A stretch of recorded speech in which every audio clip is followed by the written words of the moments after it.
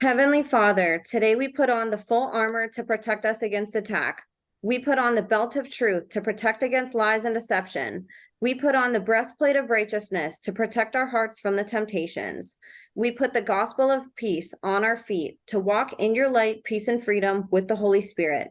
We rebuke anxious thoughts. We take up your shield of faith for protection to block and destroy all the darts and threats thrown at us by the enemy. We put on the helmet of salvation to cover our minds and thoughts, reminding us that we are children of a mighty King. We are forgiven, set free, saved by the blood of Jesus. We take up the sword of the Spirit, your living word, that has the power to demolish strongholds and is sharper than any double-edged sword. We come to you, Lord, in prayer daily. In Jesus' mighty name we pray. Amen. What's up, you guys? Welcome to The Imagination. I'm your host, Emma, and this week I'm honored and excited to have back on the show ex-child assassin, SRA, human trafficking and mind control survivor, writer and author of the book Snatched from the Flames, podcast host and content creator at Nathan Reynolds on YouTube, devoted husband and father, international speaker, entrepreneur, farmer, military veteran, animal horn, weapon of mass destruction maker, Linenite, Millenite, and someone I'm honored to call my friend, Nathan Reynolds. I want to firstly open this and say thank you so much to everyone who joined our first book club meeting for October featuring Nathan and his memoir, Snatched from the Flames. We had an absolutely amazing time on the live Q&A. We shared laughs, cries, and testimonies together, and it was just fantastic. We both can't thank you enough to everyone who took time to read Nathan's amazing memoir and participated in the Zoom call. And let me tell you what, I reread Nathan's book by listening to the audio version on his YouTube playlist, and it hit entirely different. Whether you've read Nathan's physical book or not, you should absolutely listen to him narrate it for you in his own voice. Just be sure to keep a box of tissues handy. In case you missed Nathan's incredible testimony the first time he was on, I'm going to do a short recap for you guys. Nathan was born into a generational incest-based family through the Reynolds bloodline, and from birth was systematically abused, mind-controlled, and mentally fractured to keep his abuse compartmentalized with amnesic barriers. It wouldn't be until later in life and into his marriage that his suspicious past would begin unweaving and unwinding itself, revealing a layered double life checkered with deceit, betrayal, pain, torture, and horrors beyond comprehension, perpetuated on him from the same family, military, government, and community members that should have been protecting him, but instead were partaking in what Nathan calls radically intelligent evil. If you missed Nathan's previous episodes, we covered his testimony in the first episode he did, and then the last two times he was on, we did a two-part deep dive into programming to be a military and political assassin as a child and answered all your questions pertaining to government-owned child slaves who are trained and programmed to kill. I will have Nathan's playlist in the show notes and encourage you all to dive into his episodes and also to follow him on his YouTube channel, as he is an absolute warrior of truth and a wealth of knowledge. This time around, Nathan is going to talk about a topic I get a ton of requests for that we haven't discussed in depth with Nathan yet, which I believe will serve as being very extremely helpful for all of you on the other side of the screen. The good and the bad of healing, cures, counseling, therapeutics, and more. Society has largely ignored healing and root causes of extreme trauma for a long time. We see this every day in society, whether it's with the homeless, veterans, and you've heard it over and over again on this show with survivors. We know how trauma through dissociation is left out of psychological academia. And also we see how organizations such as the False Memory Foundation work overtime to discredit survivors in conditions such as DID, which make it even harder for survivors to be believed and helped. Nathan's journey certainly wasn't without its trials and tribulations, and I'm really excited to spend some time on this topic since it's something many of you have asked for and requested. Before I finish introducing today's guest, I just want to give a quick reminder that if you're a survivor or whistleblower who wants to share your story on the podcast or to share any information privately with me, you can email me at imagineabetterworld2020@gmail.com. I'd love your support as well on my Substack, where I'm taking up journaling. It's a way for me to personally reflect on the podcast, my guests, and my advocacy work, and you can subscribe to me at www.emmacatherine.substack.com. All my social media links are in the show notes as well. And I can't thank all of you for your courage to help shine a light on the darkness with me and each guest. So you guys, without further ado, please help me in welcoming today's guest of honor, survivor and whistleblower, warrior of God, voice for the voiceless, educator, overcomer, passionate pursuer of truth, and my brother in Christ, the one, the only, Nathan Reynolds. Nathan, thank you so much for being here again with me today. Emma, I'm so glad to be here. It's always a fantastic show anytime we do it together. So thanks for doing this.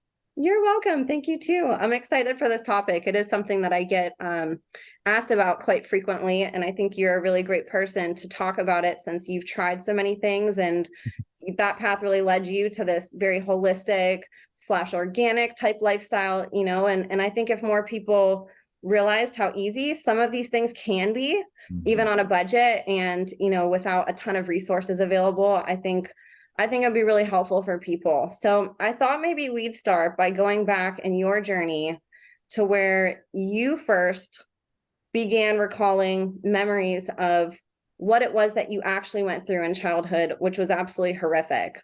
And maybe we could start there and talk about that process of how you discovered what your life actually was versus what you thought it was. And then you could help walk us through how you got from there to this incredible place that you are today.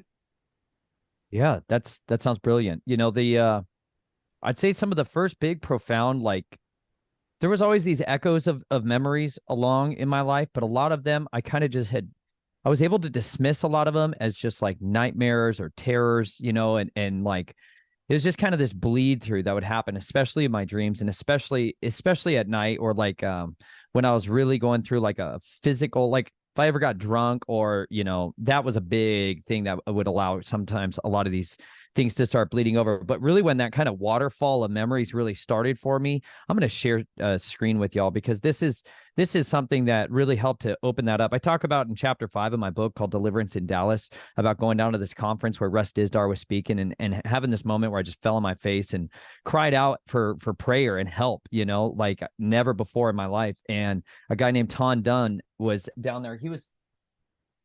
He was working on this film, which is called Detestable. For those of you that haven't seen this film, it's a documentary that him and another guy, Jared, oh gosh, man, I just totally blanked on his name. Jared Cressman were working on, and there you can go to throughtheblack.com. These are incredible advocates, by the way, of survivors, and they have been frontline in ministry for years, trying to bring a lot of these topics to light, you know, and they've been trying to wage a little war in their own way of doing that. And they didn't have this film done at the time. They were still working on it, and they had been kind of shadowing along Russ Dizdar over the years and trying to just get a better understanding. So they interview quite a few different survivors, also like family members of survivors, because these are the other victims in a totally different way, like you talk about, spouses of survivors and children of them that have to, there's a lot of people that didn't know anything that happened to them. And so they raised another generation in confusion. And it's really, really brutal. But anyways, I was down there when I went down and asked for prayer. And I mean, I just fell on my face and cried hysterically. And this guy just covered in tattoos walked up to me and laid down on the ground next to me and just prayed for me. You know, he didn't know who I was, didn't know anything about me. He prayed for me, and you know, that was really it. I kind of saw him the next day. We interacted a little bit, but I didn't talk to him again for like a year and a half. But when I was at that conference, and something I mentioned in the book, but I haven't even thought about it for a long time, as a woman walked up to me at the very last day, and she was like kind of frantic and excited to talk to me. And she tapped me on the shoulder and was like, "I have something for you." And I didn't know her at all. She handed me this binder. And in this binder was this book, and this book had these prayers for renunciation, for breaking of generational curses of Freemasonry. And I remember looking at it and being like, well, that's super weird. And I had this, like, I don't know, internal war moment where like my eyes got real big. There's this effect that they do in film sometimes where they zoom in on the person while they back up, and it creates this real like kind of feeling.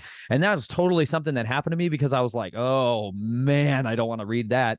And so like literally I got home, I didn't open it at all. I like looked at the very beginning of it and was like, okay, that's something I should deal with when I'm really private and alone and have lots of opportunity to stream, because that's a nightmare I don't even want to deal with. But I'll share the screen with you guys, because this will help to, oh man.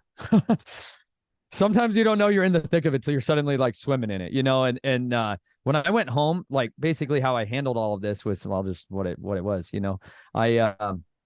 Can you guys see that? Yeah, hopefully you can see this. This will work. There we Yeah, go. you see it good. Okay, so this is Freedom from Generational Curses of Freemasonry, and this is really something that kicked off so much of this. Now, I'll be honest, they killed this website not too long ago. I had this in my book, and I was talking about it for quite a while, and somehow they just nuked it. I don't know, maybe about a year ago, something in there. But I was able to track it down through something that's a Wayback Machine. If those of you don't know that, sometimes your articles, your information, things that you're relying on for pertinent research out there gets taken down. The Wayback Machine is a good resource for those of you to go into, and you can track down websites if they'd been cataloged and archived. This is a place to do it. So this is Freedom from Generational Curses of Freemasonry. And this is from a ministry called Isaiah 54 Ministries. Isaiah54.org was the website. And this is basically what was printed out physically in this little laminated book. And all it went through is going through renouncing these oaths that are sworn in these secret societies, in these organized crime families, and these brotherhoods and sisterhoods. And this one specifically was dealing with those that are in Freemasonry. And my grandfather, on my father's side of my family, was really steeped and cemented in with Luciferianism, which is another caveat here with Freemasons. And I went through praying and reading these out loud. And while I was doing it, y'all, I had never experienced something so physically difficult to read. Like, I started shaking uncontrollably and getting nauseous, like a lot of obvious indicators of like demonic presences and stuff. And like the room was really icy cold. And I went through this just horrible like internal war where I felt like I was getting like internally violence was happening inside me as I went through reading this. And this is like the renunciation of the oaths taken and the curses involved in the first or entered apprentice degree, especially their effects on the throat and the tongue. A lot of physical ailments people are dealing with in their life come from physical curses, spiritual curses that are lighting physically against them. This goes through renouncing against each one of those areas. It also deals with Shriners. Must understand that Shriners have to be generally 33rd degree Masons in order to even go down that road. So all those Shriner hospitals, that's their like good works program so that they can do the most debasing, horrific acts for children. They're based out of Naples and Fort Myers, Florida. And they do this Festival of Lights, Thomas Edison parade down there in a mass ritual. And at the end of which all the Shriners come in with a giant big red dragon, I kid you not, with a man locked in a jail cell. They drive around these little mini cars and wearing Mickey Mouse puffy hands and go up and touch all the children, while a man who's in the prison cell sprinkles ashes from like consummation rituals over everyone on the crowd as it's going by. It's a freak show. We got invited to go to this like parade when we were down there working on this farm, and Chelsea and I got there and we're like, what the heck is all this freak show? Just total witchcraft. Anyway, so be cautious about parades because they're generally used for totally different purposes. But this was critical for me. And what happened after I prayed through this, I went through this prayer, and I mean, it was like the floodgates opened up, y'all. After that, I began to remember in such overwhelm. I got what's called flooding, where I was just flooded continually with memories that were so debilitating. I had no way of functioning. I was like curled up in the fetal position. And the first major waves of memories that we're dealing with was of my great grandfather, my on my dad's side, abusing me after he moved into my parents' house, coming into my room and abusing me. I talk about that series of events in my book in the chapters called The Dodge Viper and A Girl Named Susan. It's a really brutal section, but that's literally was the starting point of all of that for me. And it opened those floodgates far and wide. Oh my gosh, I can't even imagine. It's so interesting to me hearing all these different testimonies and the different ways that memories come in, how some people get flooding, how you do, where it's so much all at once and it's overwhelming. And there's some people that might get one memory one day, then it could be months before they get another one, and it's very interesting to me how trauma stores so differently within all of us, and almost how intelligent our bodies are to understand what we're capable of handling. And gosh, I'm sure when that's happening to you, like you feel like you can't handle it, like I'm not saying it's easy in any case, but how did you, whenever that started happening to you, what was it like? Like, what does that feel like? That sensation of all of those memories coming in for somebody who this is very new to them. That's something that is very foreign to anything that they've ever had. What is that experience like? I felt like I got plugged into an outlet. Honestly, like my body felt like it was on fire. Like I was physically being tortured again. And I started having welts. I've never had histamine reactions. I've never been allergic to like anything. I've been screened for allergies of all different kinds, and I don't have reactions to things. And so, but I started having specific spots where like deep red marks were showing up on my throat, and like bruises that were manifesting on my legs and on like my back. Especially I had started having like crippling lower back pain and like bruises around the base of my spine, and like literally started peeing blood. Like my body began to like manifest. It's called abreaction, is like a word that they have for it, where your body is, it's like a massive histamine response, and then you physically show marks that have not been there, and it's what's happening is like neurologically your brain is connecting wires, like neurons are literally getting rebuilt in areas that they had been cut off and severed. And these are called trauma neural networks. Neuroscientists will call it this. They have all this other language for it today, but that's literally what it felt like. It felt like I got jacked into torture. And so you said it well when you said there's only so much a body can take, and there's so much that your soul, which is like your mind, your will, your emotions, your intellect, can take. But then you have this other battery source in you that's called your spirit, your ruach. And like I feel like the spiritual man within me was very strong and very capable of taking on a whole lot of it. And it was that source of strength that I found in my relationship with the Messiah that was the foundation with which so much of this was based out of. So I was able to take in a lot of it, but physically I felt like my body was being torn apart. I felt like I couldn't handle it. And so at those times, this is when I really started journaling a lot more intensely. I would sit down in front of a computer and just start writing out the memory. Just I had to get it out, because I felt like it was like I was so full. I was so full of anguish, and I had no words. I literally could not speak it. And I think so much of this now, as I've learned, is because the trauma was stored on one hemisphere of my brain, in which it literally cannot use language. One hemisphere of your brain cannot computate, cannot speak words. That is where so much of the programming for the trauma is held, because it helps to keep the secrets more secure. And so writing was for me a way to hack that system. Like if I like other ways of doing that are using mind altering substances to try to help bring down some of those guards, but I didn't at the time. I'd taken a commitment to sobriety early on in my marriage, like with Chelsea. Chelsea'd been, man, she's like 12 or 13 years sober at this point. But at the time too, I was really committed to trying to be sober minded, because I didn't want to have any potential areas of ingress for memory messing with me, and I wasn't seeing a counselor or therapist or any people at the time, but I really believed if I could just write these things out as I would go through that process of writing out all the trauma, I would really feel like the Holy Spirit would speak to me and help to rebuild my identity through the scripture or through a purpose for the pain of what I'd suffered through. Did you have a strong relationship with God at that time when those barriers started breaking down and when you did start writing? Or how did you deal with that, understanding how manipulated God, Jesus, and anything holy was presented to you as a child? Well, yeah. I mean, the version of God and Jesus that was masqueraded in front of me was super perverted for a lot of my life. And that had to do with growing up inside a Christian home. That where I grew up was not like my direct family. My mom, my dad, and my sisters were like on all of the surface normal people, like normal low middle class people, and they loved God. They had relationships with him. They gave me a hunger for his word. They instilled in me a desire to know him and have a relationship with him. But I wanted a powerful Messiah. Like I wasn't interested in the version I saw with pastors and priests and these people. My mom on their side were super devout Catholics, the Knights of Columbus, and they were just a bunch of disgusting Jesuits, and they were all into the ritual side of this transmutation and consumption of blood. They were all into that deep, dark, disgusting version of it, and it always repulsed me so deeply. And so, but the Christianity side of it, I saw a lot of weaknesses. I saw a lot of people that had this idea of like just love people and don't truly fight.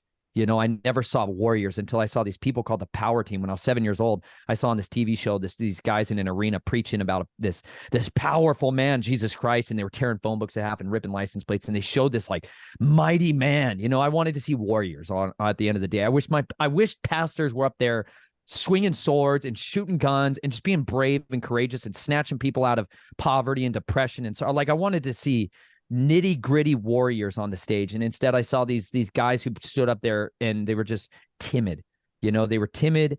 and it made me have a perverse version of my creator, you know. But later on in my life, and really leading up to this time frame, I had started listening to these like alternative, man, super, I don't know, conspiratorial, like truther Christian people that were out there that were delving into all of these topics. They were talking about this like disgusting matters, these abominations, you know. They were like, there was a guy, Timothy Alberino and Steve Quayle and Russ Dizdar, and like there was these like Tom Horn and these folks at Skywatch TV. There was like, they were, L.A. Marzulli. There was these like other guys and Dr. Michael Lake and Mary Lou. Like there was all these other like fringe people out there. And I was like, these guys got preach, you know, they got like preach and they're living it. They're like not watering down their message for the sake of scratching the titillated ears of people. Like they're not looking for the tithe check and to keep people coming in and like numbers on their belts of how many converts they had. Like I saw people weighing into the trenches, people that were doing street ministry and evangelism. And so that really was the foundation that helped to build in me a confidence that even when I had to weigh into these disgusting matters, that I knew my Messiah had strength that was immeasurable, that I really believed. I never lost the belief that the word was trustworthy, that my Messiah was powerful and capable of coming alongside me and bearing up with me in those afflictions. So for me at the time, it was very strong. It was very strong, but we had also left the version of churchianity, the dispensational churches, and that was a key component of it because we were kind of unmoored from all of the doctrinal disputes and stuff that had been going on for a long time. And we were kind of freelance, you know, in the without religion, but really deep in our relationship. Churchianity. I like that. I'm gonna have to steal that. That was a good one. So you start writing when you feel this overwhelming flooding is happening and you can't articulate it in words. You pick up a pen and paper, you start writing. What's that process? What are you writing? Memories? Is it just all coming out? And sort of what happens as a result of the writing? Where did that take you next? Yeah. Maybe one of the best ways that it could answer that is I could just read to you one of that, if that would be helpful, you know, like, because I would sit down and I would write 6, 10, 12, 20 pages, like instantly, you know, and it would be the most vivid and detailed memories that would be very ongoing and in-depth. And over in the course of that, it would be like different parts or personalities interjecting, talking. And because what happens is like when you reconnect with an aspect of your soul that has been like you've been unable to talk with or interact with, it's like, man, all of these other parts or sub personalities that are connected with that are suddenly given the opportunity to voice in or interject or speak up, because it's like a better way of thinking about it, y'all, you know. Oh man, it's super weird to talk about some of this. I'll be honest. You know, I don't normally go about interjecting like internal system life, but you know what, whatever. Like you guys that are hearing this are like the reason I talk about any of this stuff, because otherwise it's just like you're in a world of crazy land to most people. But screw off. Like we are in a world of crazy land. We grew up in crazy places and did crazy things and survived impossible things. And this is how I did it, you know. But like this internal system of like you have the core split of a personality from your day walker side and your night walker side, and inside the night walker side there's sub personalities, and you would have like a chief or a leader of those of personalities that are within there, the biggest portion of it, you know, if 40% of your personality is trapped in one thing, well inside that are littles, you know, is the way I called them. I didn't call them like I don't know, there's lots of different words that people have for sub personalities. I call them littles because I think it gives them some validity and understanding of an identity that's not just fragments. Maybe that's another way people call them. But within that time frame, like when you start writing it out, it's like you're finally giving the pen over, the driver's seat over to these other personalities to finally share their voice. And so one of the ones I was going to share, I shared a little bit of this before about like that time back when I was in Virginia working in those, you know, special kill teams. And this was in on one of those missions. And I'll just read to you kind of what it was like, because the memory would come forward in this like a very, very explicit detailed, like hyper attentive detail. And as it would go along, there's these moments where you get stuck, you know, like you're the reason you fracture off a lot of times in the midst of one of these times or experiences is because you get a misidentification of your purpose in life. You come into agreement with a lie, you know, and that oftentimes shame is like what holds those broken pieces of our souls down and binds them from ever coming out. Guilt and fear. These are like, I say it in this book, in my book, I say those are the 3 methods of control. And like, even now it's like, I can feel that. I feel still like those things are still there. You know, sometimes there's still fear and shame about talking about it because it's embarrassing, you know, and it's not you, any of you that have this don't need to be embarrassed about it, but it's still there, you know, because it's not normal to our culture to talk about these things in this way and in the minutia of it. But that's a long-winded way of just, you know, kind of avoiding the fact of reading this, but it's what it is. So this basically what took place is I was on one of these operations in order to extract an individual who was a known pedophile out of an estate outside of Alexandria, Virginia. And I'll just pick up, this is a really long one, and maybe what I'll do is I'll try to post some of these. There's like a secret aspect to my website that most people don't have access to because they just haven't cracked the code. But that's where I have a lot of this information out there. And so as people do, I'll make more of it available over time. I think some of that was just trying to insulate myself from sharing this stuff out. But I basically had to infiltrate this estate, and this picks up basically right in the middle of it when I finally got in through the doors.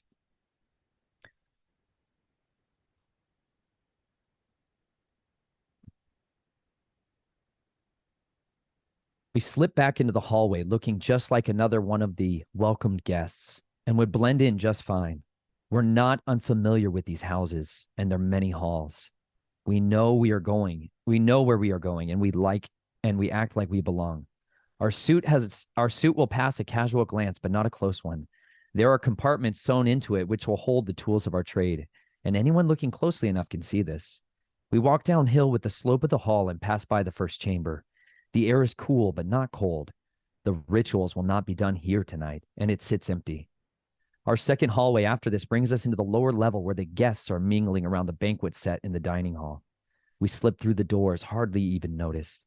We can see there are soldiers' haircuts on many of the heads in the room. No uniforms tonight, though. Only evening gowns, tuxedos, and after dinner, they will bring out their black robes. We can smell so many of them. They are multiples like me. They are keepers of secrets, oaths and omens. They can sense I'm just like them all, which gives me safe passage. We keep going, grabbing a serving of chocolate mousse in a golden decanter. The servant who holds the tray is really just a slave who will be the guest's dessert later. He's a little boy, no older than 9. He's dressed in a yodeler's costume. His blonde hair and blue eyes are so striking. The purity in his eyes is the reason he will die tonight. I want to slaughter every single person in this room and save him from them. They will torture him for hours. I've seen it done dozens of times. They'll string him up and bleed him to his last drop. He's wearing a green hat on his head, and his gaze is robotic. He is dissociated, and I thank God for this gift. I pray he did not have to go through hell waiting until the moon is just right. Soldiers are on missions, and they are not allowed to feel. We shut down the thoughts and emotions as we move through the room and into the next hall. It goes past the second chamber, and we see it has been prepped. The black stone lies polished in the center. Thick inlays of gold are carved into it, the pentagram stark against the inky altar. Steps are built leading up to it. The room is made almost entirely of polished concrete. Floor, walls, and even the stairs are formed out of it. It has been buffed bright and scrubbed clean with pressure washers. The room is canted downward like a small arena. A large drain rings below the altar, just beyond the first row of polished seats, ensuring the blood, fluids, and filth that are emitted during the rituals can be easily washed away. Down those drains, they flush the souls of thousands, orphans, forgotten and reported lost. The children come through these doors by the droves. The room is built custom for killing, slaughter, and sacrifice. We've seen these rooms in 7 different estates. The lower chambers are purpose-built for just this reason. The doors are massive, insulated, and completely soundproof. Discretion is of the utmost concern in these places. We move past the doors knowing there's nothing we can do. Those men and women will eat out of the palm of that boy before they drink of him later. Their poisoned, pedophilic pleasure. We go down the hall until the next curve. We slip into a side room with number 42 written on it. It was left unlocked for the guests' arrival and to ensure their opportunities to satiate their lust are plenty. We know there is no exit in this room, just a padded, noise-canceling hotel room. The chains with padded cuffs on the corners of the bed, in the bathroom, and on the table tell you its true purposes. We're not here for that, and we thank God. We step onto the dresser and open up the airway. Very specialized ventilation is utilized in places like this. We are many feet below the ground, and the air must be pumped out just as much as brought in. This vent will support our weight, but not for long. We slip through the gap and pull the cover back as we slip deeper down. We have some bonding tape glue that will hold it in place. We move through the metal tube just a few yards away and look through the drop vent and see our target's face. He's in his birthday suit, his birthday present screaming in agony below him. The little boy is bloody and ragged. His flesh is in pieces all over the floor. The man is holding a fillet knife and has been shaving the boy down to his bone. He's laying the flesh on the floor in the shape of the body he cut it off of. We want to vomit, but we see only green. Green means go, and we are good to go. The target is confirmed and the room is secure. We bring forth blade and let him loose. He takes the small pipe from our inner pocket and loads up the dart. He puffs through the vent and the man falls down in less than a second. We push open the grate, making too much noise. We drop onto the dresser and the boy has passed out. His shin bones, thighs, and kneecaps are all showing. I can see the white of his ribs and collarbones. His hair so blonde, eyes so blue, they tortured his soul. He's not gone yet, but will be soon. The man has been bandaging his wounds and working on him slowly. There's quick clot keeping much of the blood from leaking onto the bed. He's been at this for hours. We release the boy from his misery and pray he is remembered. The man landed on his body of flesh. It sticks to his skin. He's coated the pieces with some kind of glue. He'll wear the boy when he's finished. But now the only thing he will wear is eternity's fire. I drag him into the bathroom and shut the door. I string him up in the shower and take off his clothes and hose him off. I put the soldier's uniform on him, boots and all. The badge goes in his chest pocket and tag on his collar. I give him an injection that is a reversal to the first tranquilizer, as well as another compound that will make him feel like a sloth. A type of sedative that will render him conscious, but just barely. No free will now. A compound from the Amazon's finest pleasure. He'll simply comply. Now he looks like just another drunken soldier who needs some help out. It happens all the time. As he begins to stir, we tell him, it's time to comply. It's time to comply. And he obeys. We tell him it's time to move on. We've seen all there is to see here. He agrees and says in a perfected Atlantic English accent, well, then let's go. He leads me up out the door and into the hall. We head back past the second chamber and dining hall. No one cares to concern themselves as the bell is rung, signaling all the guests that the dessert shall be followed up in the room down the hall. The drones move in unison, dripping of the lusts of death all over the floor. There are 13 little boys holding serving trays who will fulfill their desires. The guests pick their choice by selecting dessert from this platter, and they will each be given some space to slaughter. Blade wants to sing his song on each and every one of their throats, but it is not given him his chance. Our programming runs deep, but the cracks are showing. We move past them and climb up the slanting hallway past the empty chamber and the door I entered earlier. We climb until we arrive at the end of the hall. Polished metal doors greet our exit. The elevator opens and we press of a button, and the ID marker gives us access inside and out. We move into the jeweled and paneled walls. The buttons are jade and say 1 through 6. We press 1 and begin to climb. They arrive into the opulence of a Victorian luxury preserved since the 1790s. The man leads us on and we walk undisturbed past the two men facing the gallery and down the hall, but not into the elevator. He leads me past a few rooms and then into the main gallery. I'm going to jump ahead here a little bit. Oh, no, I won't. I'll just keep going. The art is floor to ceiling, and I don't care to look at it. We pass two guests who are looking at a bronze sculpture of a man in the nude. We pass beyond this and into the main entrance hall. The guards are at each door entrance and exit. They pay us no mind as we come from the inner wall. We head out of the front doors, and the valet is waiting. As soon as the head valet sees the man's face, he whispers, "Number 7," to the young man in a red and black vested uniform. He takes the keys and scampers off. "Mr. Blue, we hoped you had a nice stay and look forward to the next time we see you." The man dressed as the soldier nods, but does not reply. The valet looks at me just briefly and smiles. His smile is genuine, as if he really knows how to be happy amidst such a suffering and sorrow. I wonder if he dreams of the little boys, girls, and babies who come into the house and never leave. Valets don't concern themselves with these things. The product always arrives through the inner lower gates. Still, special children are brought through these doors. I was one of them when I was 9, and I thank God I walked out with all my flesh still intact. His Maserati arrives. The devil's pitchfork on the hood fits the fool whose feet touch the pedals. A serpent, if ever I've seen one. I climb into the driver's seat, and he sits in the back after giving the young man a $20 bill. I leave slowly, knowing we will not be stopped. The guards watch out, but never in. We drive out for a while before I pull under a small bridge which spans the road we've been on. I pull over and climb into the back seat and pull out my knife. I cut the clothes from his body while he sits still. I pile them on the floor and leave the boots and underwear on him. I pick out the badge, the marker, and the wallet before slipping them back into the bag lined with foil that will neutralize any signal. The incendiary cord sewn into the lining will burn it to ash in 12 hours. I set this all on the rocks near the edge of the road. I get back in and drive him to the house we've rented. The unit's waiting, and I pull into the garage. Shutting it behind me, I see Trevor standing in the door. He's grumpy, and I don't care. I never turn my camera back on, and he's pissed. Like I could even care if I just got past 3-tiered estate, and he knows it was good. We step into the house, which was covered with mesh screens, acoustic neutralizers, and electronic emitters broadcasting white noise. We take him downstairs into the living room. The chair is in place, and Trevor sits down next to it. He says, "I'll call you when I'm ready." I eat alone as I hear a man scream for his life. Trevor has tools of the trade that don't leave a mark but fry your brain. They bore holes by frequency alone, with the brain thinking it's torture. It creates the blank slates that will be used for new personalities. This time, Trevor is using it for fun and facts. He'll extract the necessary information and then we'll torture him to death. We'd seen this man for what he was, and we'd never planned on killing him slowly. After an hour, I shut the basement door. Satisfied, I've heard enough for now. I wait on the couch, watching the screens on the bank of computers mounted on the wall. They show me what's going on down there. He works the man until he's done. He points at the cameras and beckons me down with a hand.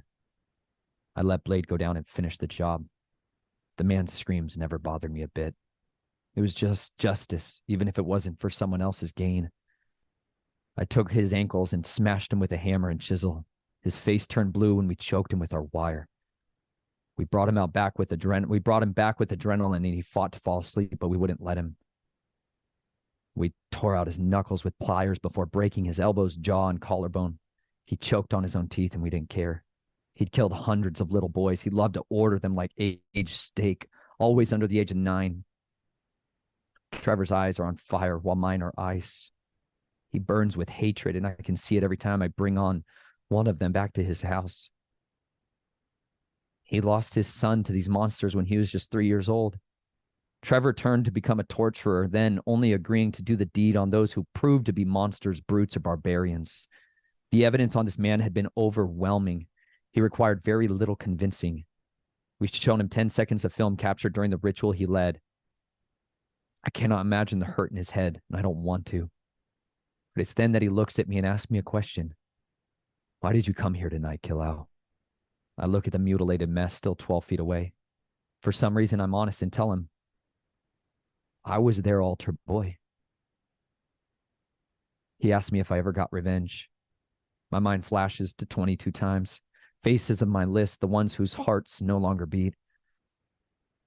I believe they were my vengeance, but I think they were just someone else's. I tell him, "No," hoping he'll drop it. He never wanted to. I ask him, "What about you?" He says 37 people have passed through his hands, but he's always needed one more. His eyes fade for a moment as he gazes slip past mine. They found his body on our dining room floor. They'd returned to send her what was left of my son. My wife had been drugged and bound in the bathroom upstairs. Kathy killed herself 3 days later while I was drunk and raging. She let a train smash her body, and she laid down on the tracks. His eyes ignite when he says these words and looks into mine. I vowed to kill them with my every breath. But would you do it any different? The question's not answered aloud. I was on my own rampage of rage, burning holes through the souls of any I could find, but the words he said next would change my life.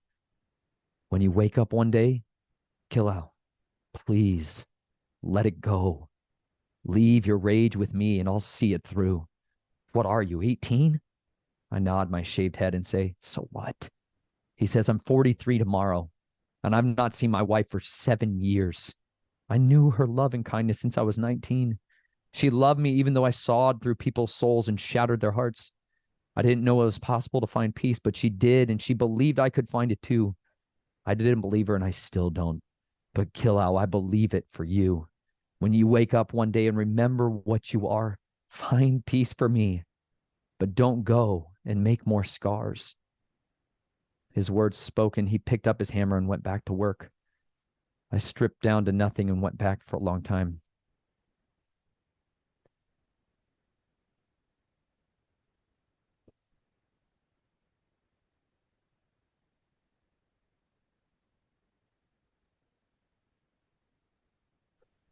So what happens then is my memory goes back to the time when I was young and where I was stuck and trapped and where so much of that rage had been bottled up. And it's like the origin point. You've got, like, for me, I have to go back to like the formulation of that personality, of like that first creation, like the first trauma is like the root of where I got stuck, the root of where I broke, like when I shattered.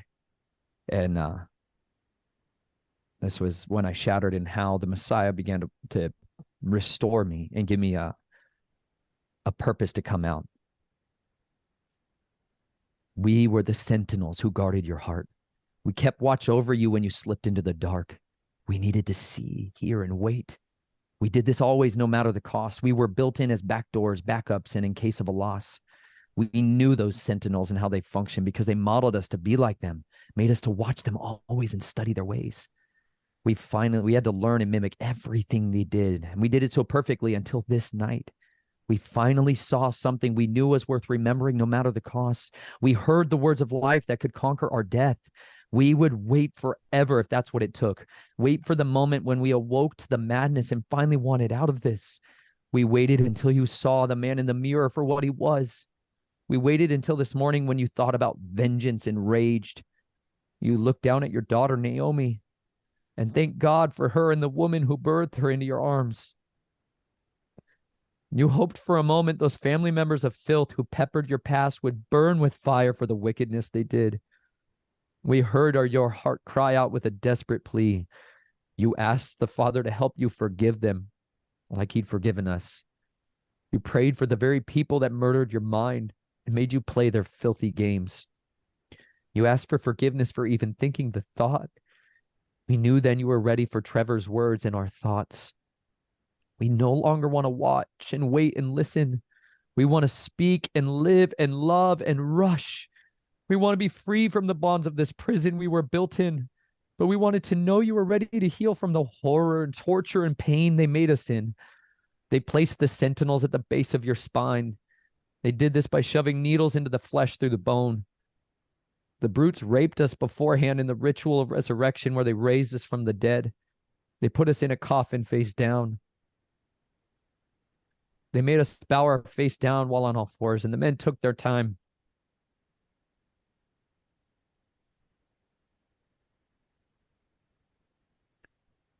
We let it happen then.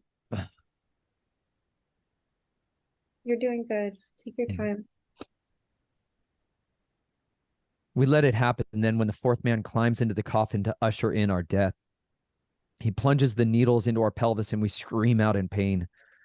We split from the pressure and woke up in the chair.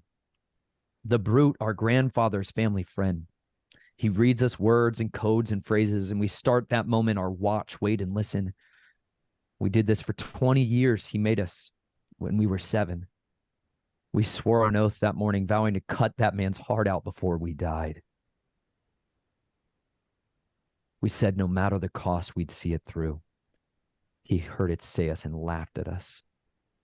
He pulsed electricity into the needle and watched us scream and gag and cough. He mocked us for a minute while we twitched and shrieked. A 7-year-old boy's blood and old men's fluids ran down his leg and into the drain on the floor. Couldn't clean ourselves up, and we wanted to quit. We wanted to give up and abandon all of it. We were trapped in this hell all of our lives.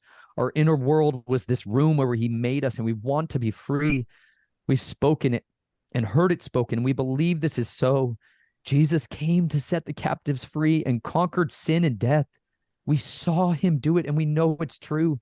He carried our agony, pain, and poison heart of heat upon his shoulders and left it on the cross. He told us the enemy is defeated as he washed our heart clean. He destroyed that room, its chair, and that drain. He grabbed a hold of that brute and covered him in chains. He judged him according for the deeds he'd done. As he proclaimed these things, we finally saw this man for what he was, a servant of the serpent, deceived and lost. He is a wolf, I know, but he is really the lost. He is perishing forever if he does not repent. The wrath of the Most High will be poured out in full. And now I know we must pray for these wounded, broken, and shattered souls. I ask the Almighty if he will forgive me. I renounce the oaths I swore and ask him to finally help me heal. I repent of my sins, all that I can remember. I receive his forgiveness and finally put on robes of rightness as I'm made new. I may have been just a boy, but I am not any longer. I'm a man now, a husband and a father.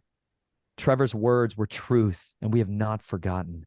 We found the Prince of Peace, and he stilled our shaking hands and quaking thighs.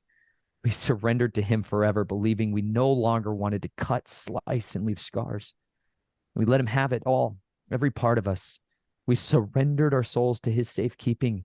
We renounced the authority of the demons and saw them be driven out. We kept quiet in that moment, knowing there was more to be done. The healer came to us and began to touch our pain. He let us scream and cry and kick and let us whimper, wail, and writhe. The pain we carried was an ocean that kept us in line, but the Father came and adopted us forever. So we let him turn our pain into peace, a scene of serenity that rocks us to sleep. We rest then, knowing vengeance is Yahuwah's.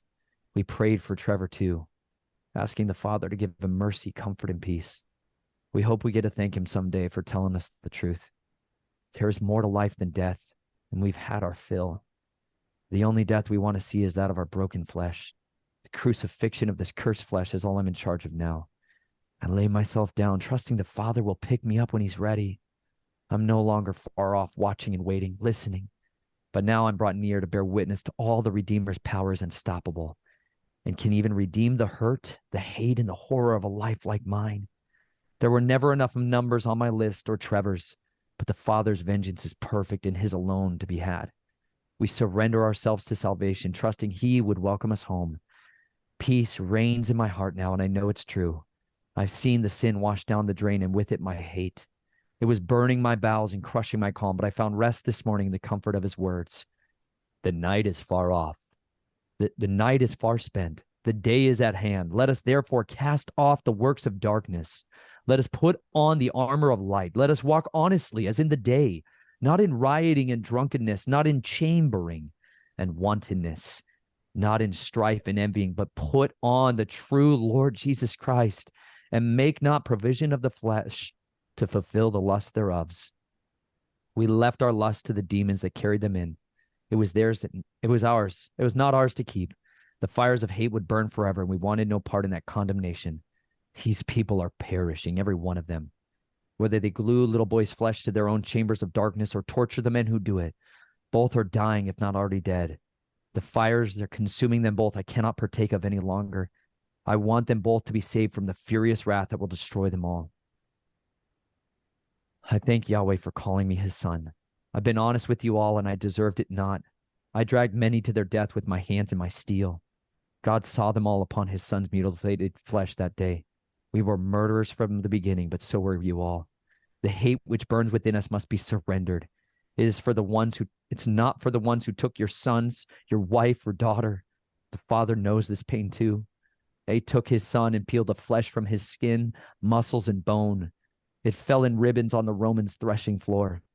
Those soldiers saw to that. They hammered iron through the Son of God's flesh and let him hang naked on cut wood until he died. The Father knows this pain and can help you heal. We have a Savior who has understood these burdens of pains, afflictions, and torments. He knows your sorrow and anger and loss. He carried them upon him and left them on the cross. I ask you to leave them there and let him take them all. He took my rage this morning, anger and murderous hate. I had to set it down, and once I did, I knew the truth. The kingdom of God is ruled by joy, peace, and righteousness. The Holy Ghost is our comforter, our ever-present help in time of need. Tonight I'll sleep in peace, knowing I'm forgiven. Tomorrow I'll awake, knowing I will likely need to forgive them again. Another precious part waits in the queue who needs to be setting their burdens down. We are willing to watch, wait, and listen to all who need. Our gift, the hope of healing extended to all. Be the boys who were shackled to altars or the ones who put them there, or the ones who hunt them in the shadows, seeking their vengeance in death. How did you begin to contend with that? Did you find that when you would get a memory like that you would record, that it would process itself out often like that, where it starts with what you went through in that moment and then a process of flipping it around in your mind to understand that the shame and guilt and these negative emotions that you felt so deeply going through that, did you find that process to be sort of consistent where you work through that with the memory and sort of learn a process of forgiving yourself? Or was it different every time? You know, generally,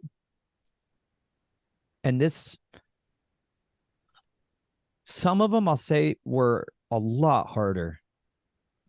That one was rough, but not, I'll be honest, that is not even close to the worst ones. You know what I'm talking about. If you've listened to a lot of survivor stories, we share like this much of our stories with people. Like, you want to weigh into the fray, sit down with survivors and let their other parts come out and talk like that for days. Like, my wife has heard the most X-rated, explicit, horrible stuff as I've had to talk to her about it. And she's barely heard a tenth of the things I've written about. I've written, I don't know, 700 pages like that easily. There is an endless ocean of that kind of life that is trapped inside my body and trapped inside my mind. And so there's times when it comes out like that, and there's like a full cycle of restoration of purpose and forgiveness and healing. And then there's some times where I can't, like I can't get through the first 2 pages. I physically can't carry it, like it's crazy. I'm reading that story too. As I'm reading that along, like my legs are shaking so bad. And it wasn't until I get to that part in there about my thighs, and I remember just this exhaustion of my legs. Like if any of you have been cramped in a position, like if you've never been like ritually abused, where somebody shoves you down on all fours and climbs on top of you and abuses you, you have no idea of what cramps are. Like, physically, your body being in a cramped position for so long, it makes you shake so uncontrollably, and then you can't get out of it. And it's like you're tied up, like bondage. You're physically in bondage. So like, there's times when like the physical response, like my body physiologically experiences it on such an intense scale that like I have to stop sometimes. And like, that's why I pray those prayers where it's like, Father, help me to remember anything I need to know in order to be healed, but please buffer the overwhelming emotions so they don't cause further trauma. Because on one side of this, it's super traumatizing to realize this stuff. Like, you're going through it's like a secondary trauma. Like, you're physically going through another trauma, you're emotionally going through another trauma, but you've already been through it, but it's not conscious. It's like, now you are. And so sometimes I literally couldn't get through it. I just had to stop and walk away and like take a break. What's super difficult having children, like I realize why survivors are generally older. I finally get it after children are gone. That's why. Because like, try to walk out of the middle of that when I physically couldn't stand up right now very well. I would walk around like my legs are spasming so difficultly. It's like, it's like I've been doing leg presses. It's like leg day at the gym. You're just wobbly legged. How do you then function as a parent? Because there's times where the father, I feel like, will pour out like miraculous strength to like take it away. But then there's other times where you're going through it, and it might be days of processing just that memory. Like, you got to physically process it, and you're suddenly aware of something that explains, on one side, it's wonderful because it explains this physical problem or this weird response that I had for a long time involving certain things, like why there's this like smell of Old Spice perfume. The very beginning of that, it's 12 pages back, of that memory.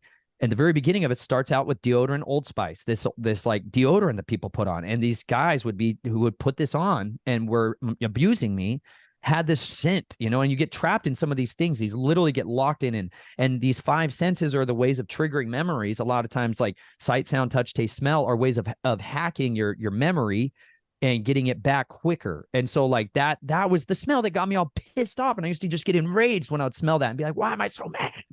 And my wife would be like, honey, maybe you should go right. Because she'd be like, you went from like totally normal to like, you're ready to like kill everything on the earth. You're like, I want to burn the world down. She's like, why? I'm like, obviously I don't know right now, and she'd be like, just go write about it, honey. And be like, fine, I will, I will, or I won't. No, sometimes I was pissed, she'd be like, maybe you should go for a walk. No, there's a lot of pissed off me that doesn't make it on the screen a lot of times.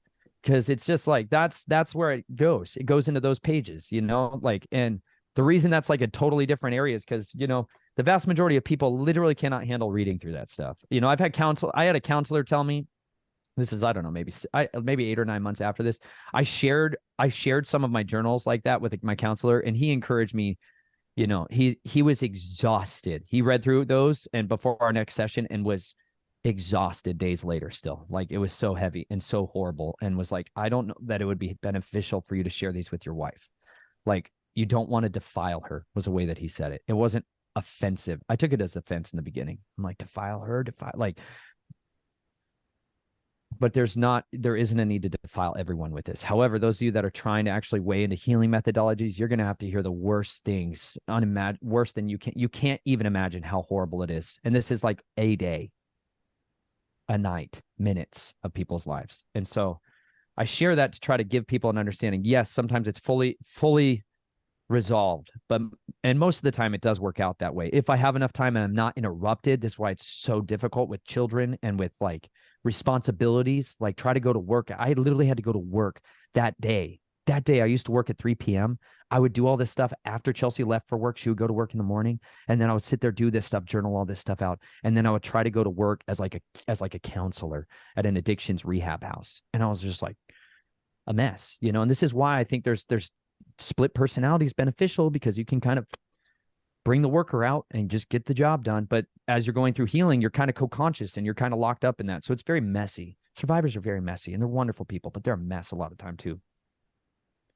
When did you first discover that you had DID, multiple personalities? And was it something that you were aware of somewhat in your life that you had this? Or was there a moment where you were like, oh my gosh, I have all these things pouring through. I'm noticing that I'm switching. How did you discover that about yourself? And what was that like?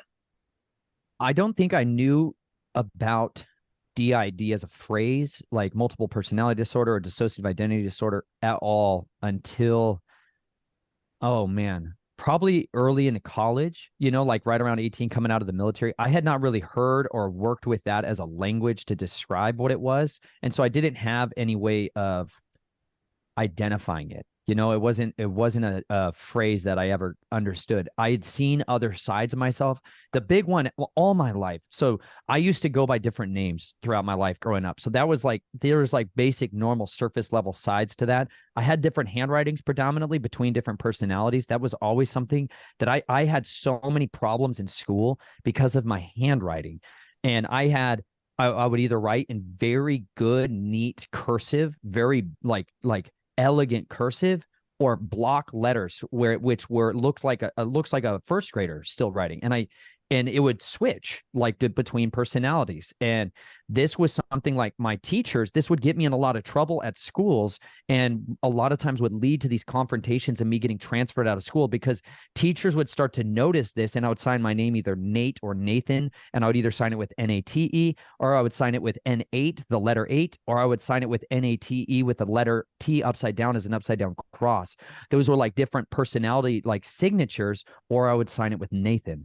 And so like I had these different things that had happened throughout my life where there was very distinct different personalities through growing up.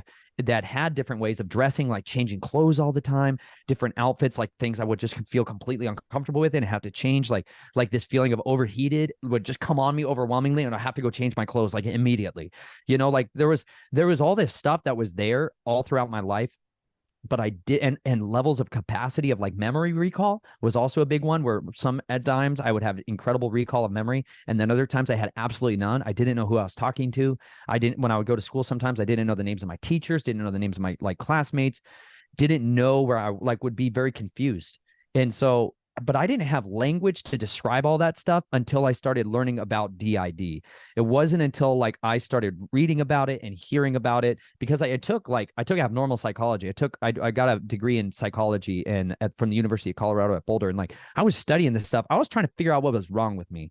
I recognized after I had short-term memory and amnesia and all these horrible symptoms coming out of the military and all these drugs they put me on. And I was like a vegetable drooling on myself. Like I literally could not remember my name or anything. I had Post-it notes to tell me to shower and what day of the week it was. I had a roommate that was literally trying to remind me of like, put on these clothes, like wash your clothes. Like I was like a retard, like a literal retard after they like brainwashed me out of there. And I'm like, what the heck is wrong with me? And when I got off all the medications, I started having better retention. Even in abnormal psychology, they devoted one paragraph to DID. They had, I don't know, 15 pages on bipolar disorder and on like anorexia nervosa. And like they had so many other like major detailed stuff, but they don't want to talk about DID. Like there's a massive incentivization in the psychological community by and far to cover up DID, minimize it, even though it's like in their Bible, their DSM.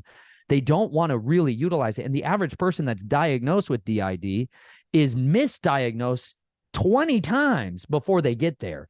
And that's because there's so many symptoms that fit certain areas. They're like, well, there's this, personality disorder, borderline personality disorder. There's personality disorders. But if you get shoved into these other categories, the DSM is broken into various categories. If you get shoved into these different categories based off of physiological symptoms, they might be chasing you down the fibromyalgia road, and you might be in MDs, the regular doctors and not the psychotic doctors. And so it wasn't until I finally there was another book. I'll share this one with you guys too. Let me share this one, because this was a really helpful tool, because I also struggled to really grasp it and believe it. There was like so much internal programming to not accept that as a way of being, that it took a long time to really get there, because it was like rough. But I would sit down and write stuff like that, Emma, and be like, what the heck?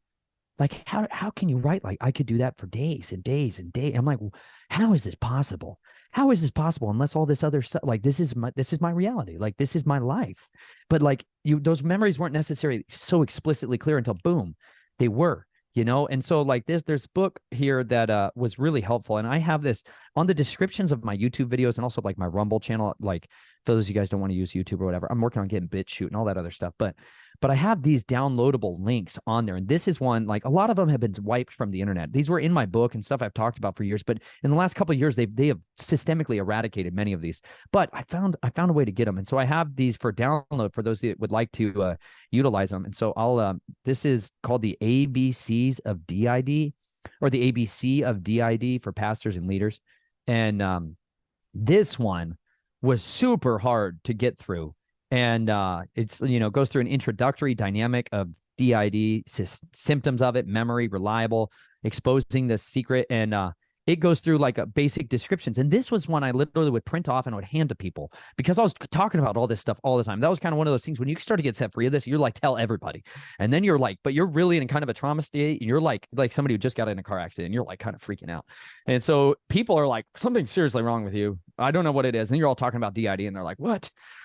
So this was something I would hand to people and be like, will you read this all the way through and then just talk to me afterwards? That was like, I finally got to a place where I was like, going to have to just wait to find out whether or not they're willing to even consider life at all. Because you just get burned out so much. And this goes through just understanding how memory is stored, how its processes, how these things develop, how personality develops, how trauma begins to affect the memory. It's really, really helpful. Basic dissociation, pathological dissociation, trauma-induced dissociation, and then like strategic manipulative dissociation, weaponized hypnotism, and goes into different levels of memory and how memory is recalled. It's really good. It's really good, really beneficial. And it was really hard to read this as a survivor. It was really hard because there's a lot of internal programming that's built in, y'all. Like, you literally are raised by people that want to keep this a secret, and they design an internal system to self-police this, so that when you try to get healing, you try to get cleansing or restoration, there is an enemy within that tries to stop you. There's an enemy within designed to make you lose your mind, go crazy, kill yourself. Like, these are like serious issues, y'all. And like, even at the beginning of Fritz Springmeier's book, which is on like the how to create an undetectable mind controlled slave, in which he goes through understanding a lot of this and how to deprogram someone. He starts that book by being like, don't read this if you're not a little more mature in your healing, because it can kill you. Like, this is really serious stuff. So this book was really beneficial for helping me to better understand what was going on and better cement it. But then it also started from memories where I was able to find evidence of these things too. Like when I started finding picture books and stuff that I'd hidden away, like that little car, that Dodge Viper. Those were big things, that like I would go through these super intense, vivid memories, and then literally that part of personality would be like, tell me where they hid something. And I would go down there and find it and be like, holy smokes, this is super, super painful. And that was one of the things I would pray and ask the Father for validation of this. Chelsea and I would pray for that stuff, and then we'd find things and be like, wow. So it made a big difference along the way. In discovering that you had parts and that you were a programmed multiple, did you find that every part had a different way that required healing, or did you find that to be pretty cohesive throughout your system, that whatever worked for your front personality would integrate naturally with the other personalities?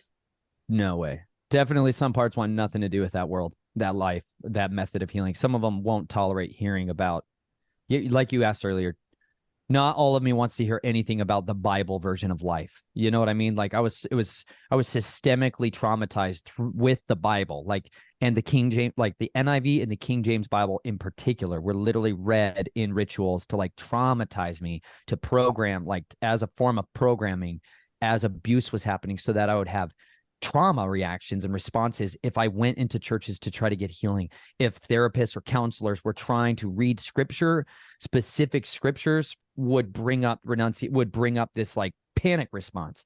And so there is definitely like, and this is one of those tough tools of navigating it. And why, like, there's a reason, y'all, I use the name Yeshua and Yahuwah instead of God and Lord and Jesus, is because those were literal tools that were used as weapons against me. Whereas the ISR Scriptures 2009 edition never was used as part of my programming. There was a lot of other Bible translations that I use and read because they weren't a part of that. And it's actually a way that I can read them without falling asleep instantly, without feeling like that was one of the main ways of seeing you're hitting programming, is you'd be like totally normal and awake, and then you start reading and you're like falling asleep on yourself. And that's like a big indicator something has been put in you to make you do that, and so some of those sides of me wanted to just go outside. Like, they didn't want to hear from anybody. They didn't want to talk to anybody. They literally just wanted to go outside and see the world. Like others, like one of my counselors had a dog, just an older dog that was in there with us. And that made such a difference, because a lot of times, y'all, I don't want to be around people, I really don't. And animals are innocent in a totally different way. And they are like,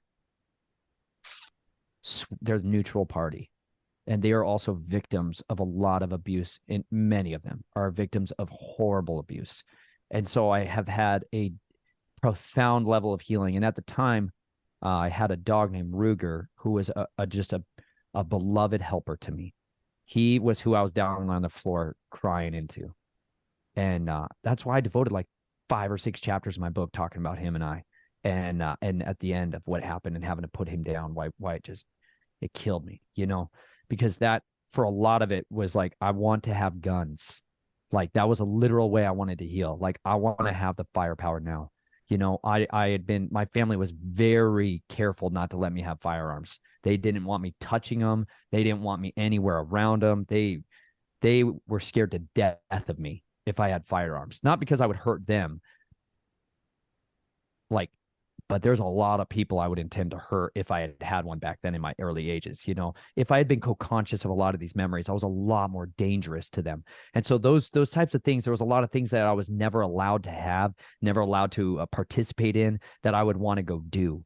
That driving was a big part of that, like going out and being able to drive, just going out and being able to listen to music. There was lots of different things. Swimming and going underwater was a huge one for me, because at a certain point when my family was trying to reactivate me in my 20s.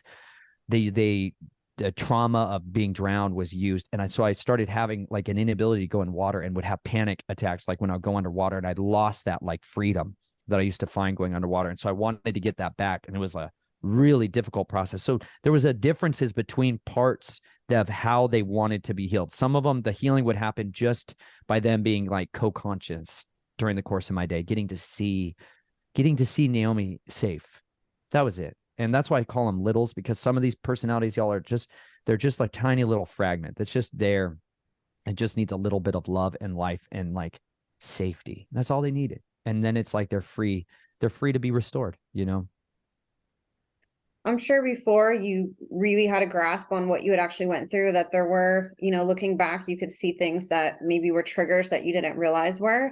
And I'm sure after you remembered, that became even more prevalent because of the new knowledge that you had, and then having to face the real world.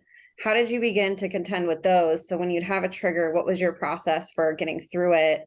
And I guess what is still your process for getting through it that you found works for you? Hmm. Well, once I'd finally started talking to Chelsea, I began to feel more comfortable, so that when I was triggered, we would sit and talk about it. And this is all BC, this is all before children. So we would have time to sit down and talk about these things. And it was really, that was one of the best ways to do it, was because I did feel safe with her. I felt safe enough with her to talk about a lot of things, not everything, but a lot of things. And so she was very helpful for me to talk about it. Writing about it, like I shared, is definitely one way. But there was quite a few of these that I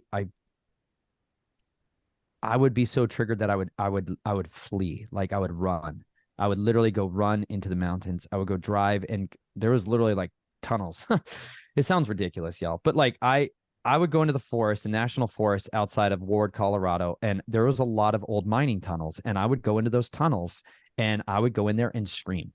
I would go in there and scream, and I would wail, and I would cry, and I would just come undone in there. Because for me, it's like I'm a much more comfortable person under the ground than I am above it. And it would let like total darkness and stillness and quiet and like the coolness, like the cold of the earth is a very familiar place for me. And when I was very little, that was where I ran to in order to escape. And so I think so much of those younger aspects of myself, just that was that safe place that we would go back to. And so that was one of those places that I dealt with triggers. So now, coming up into like current times, and this is still why like cold therapy is critical for me. Like cold water immersion is immensely important for me. Like Chelsea's like, "You're crabby," my daughter Naomi's like, "You're crabby, Dad, why are you so crabby?"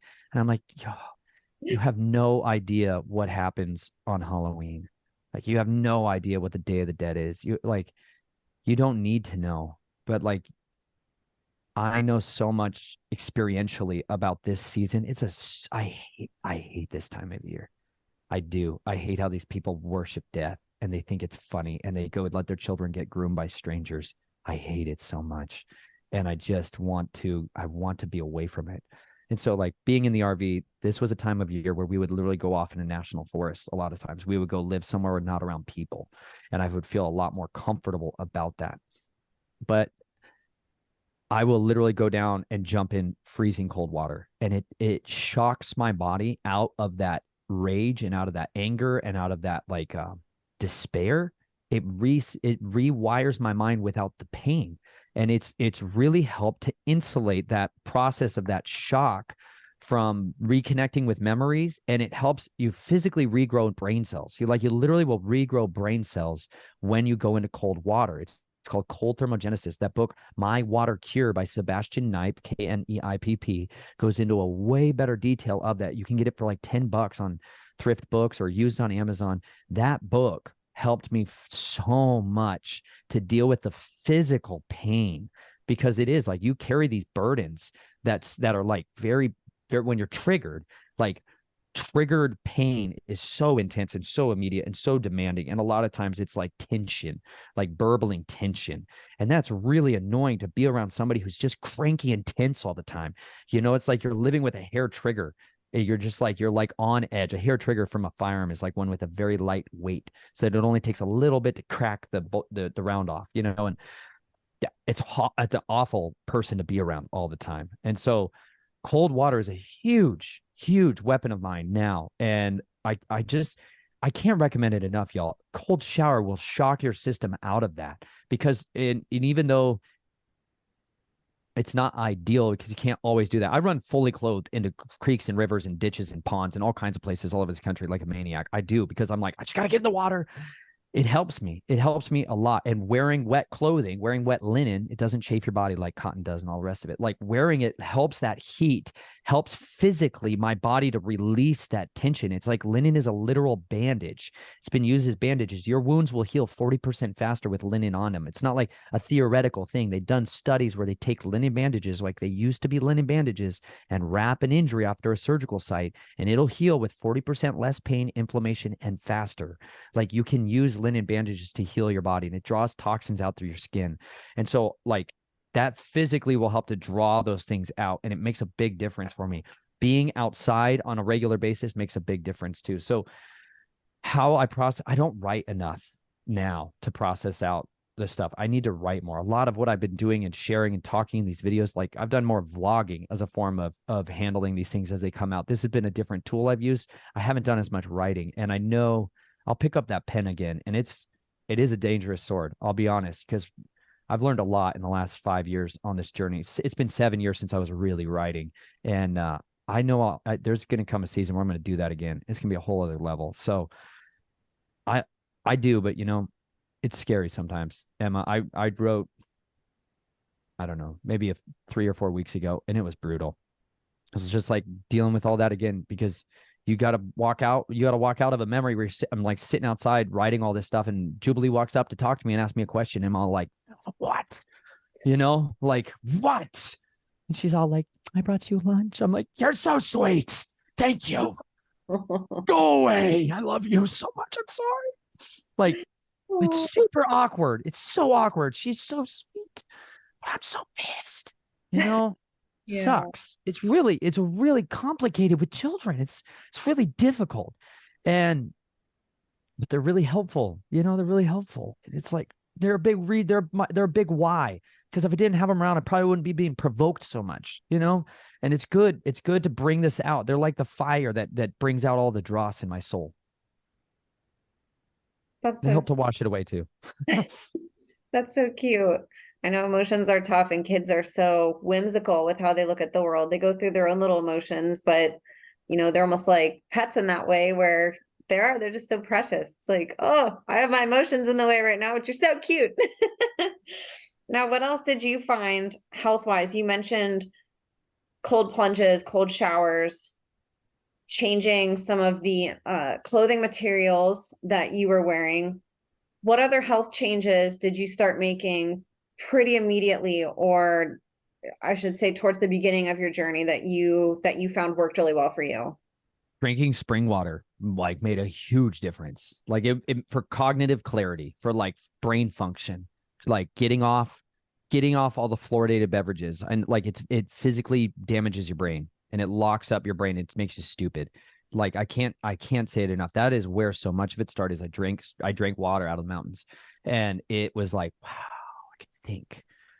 That was a huge component. Drinking spring water. There's distilled water, which you know you can like remineralize with sea salts and stuff like that. That's another way of detoxing that's really beneficial. But spring water was so good. It's still so good. That's what I'm drinking right now. I'm all like, oh, it's good. It's good. It's delicious. A pure glass of crystal elixir. I love it. It will love you.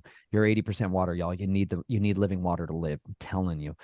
So there's a findaspring.com, I think is the website that I would use to like track down springs. It's called findaspring.com. There's also like GeoStrat, which is like a data bank that Natural Department of Resources that in different states put out, like that shows every spring, private, public land, everything. And you can use that to go on a little treasure hunt to try to find a spring in your area as a way of doing that. I like going to the headwaters is a way to do that. If you find a ditch or a creek or something like that, if you follow it uphill, you're going to find where it comes from. Sometimes it's scary. I did a video where it was like poop talk or I don't know, poop water on my YouTube channel because my daughters and I were following this creek in Van Buren, Missouri. And we're like, look at this beautiful crystal clear water. It's coming from a spring for sure.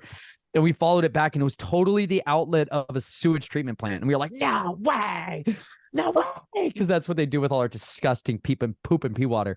Y'all go poop and dig a hole in the woods, poop in it, and then plant seeds on top of it and bury it. I'm telling you, it will heal you. If you grow something beneficial and fruitful from your poop, it will make you be like, wow, my poop is not waste. They're literally mining your poop for silver and gold. I know it sounds ridiculous. They literally do. They're profiteering off y'all all the way. And then they're just poisoning your neighbor's drinking supply. So anyways, don't always drink from the water you find. It's important to find out at the headwaters. But above, literally like 50 yards above that water treatment plant was a beautiful spring running out. And then they've got this literal sewage water just flowing into the air like a fountain. You're like, oh gosh. So that's one of the things. Water was huge. We stopped eating genetically engineered foods. That was like became another big, like we started eating foods that were like not bioengineered. That was a major component because we were sick a lot. We were constantly felt like we were inflamed. You know, Chelsea thought she had celiacs or not celiacs, gluten intolerance. And every time she ate bread, she would just like horribly sick. And so we started doing elimination diets, trying to figure out what was causing it. And we started eating non-organic, like non-GMO, and then we started trying to eat more organically. And it kind of led on this progression of like, okay, how do we eat more holistically? Like, I think the first video we posted on our channel is like juicing, the benefits of juicing or something like that, because we also started doing juicing and fasts. Like, I have been doing detoxes. I should just say this too, because it's pertinent. I have been doing different forms of detoxes my whole life. Like I have had major physical ailments throughout my life because specifically with my kidneys and my liver, and like that because of the consumption of human body fluids and products, like and the I would eat moldy food out of trash cans and fridges like to survive. I was starving a lot of times, and I ate moldy food. I would go into the backs of dumpsters and dumpster dive, and that's how I ate a lot of times. And it's something I literally couldn't stop, even when I was married. Like, I'd eat out of the trash cans. I'd go out to restaurants and open up their trash cans with people and take food out of there. Like, it was very normal to me. And it would took year into our marriage, like years and years and years of Chelsea being like, stop, you don't have to do that. You know, like, but to me, it was food, you know, it literally was food. But all that mold and all these toxins that I'd eaten always played harm on my bodies. And then when I was in the military, they did all these experimental gene editing stuff on me. And like, I had so much problems. So I would do detoxes constantly, all different kinds of detoxes. I was all about them. And juicing was one that I found a lot of success with, and it was really beneficial. Diatomaceous, food grade diatomaceous earth, parasite cleansing was critical. Parasite cleansing with like black walnut tincture and diatomaceous earth, food grade diatomaceous earth, was really beneficial for all of the joint pain and arthritic pain that I was having, because it's a natural way of absorbing the precursors for building collagen, all the elastic tissue that you have, all of the fascia that you have in your body. You need silica as a way of being able to get that in. And food grade diatomaceous earth will detox your body of parasites, and it'll also help to deal with inflammatory issues in your body, which most of us have. So somebody told me that because I used to for years I used to live in a thumb brace. I couldn't use my thumb was basically immobilized from a firearm that blew up in it, and a guy who was like a Marine had his hand shot through and in combat, and somebody had told him use diatomaceous earth to help deal with the chronic pain, because I was like tired of being on pain meds all my life. I was like a drug addict, you know, like on opioids and non-opioids and all this other stuff, trying to like manage my pain.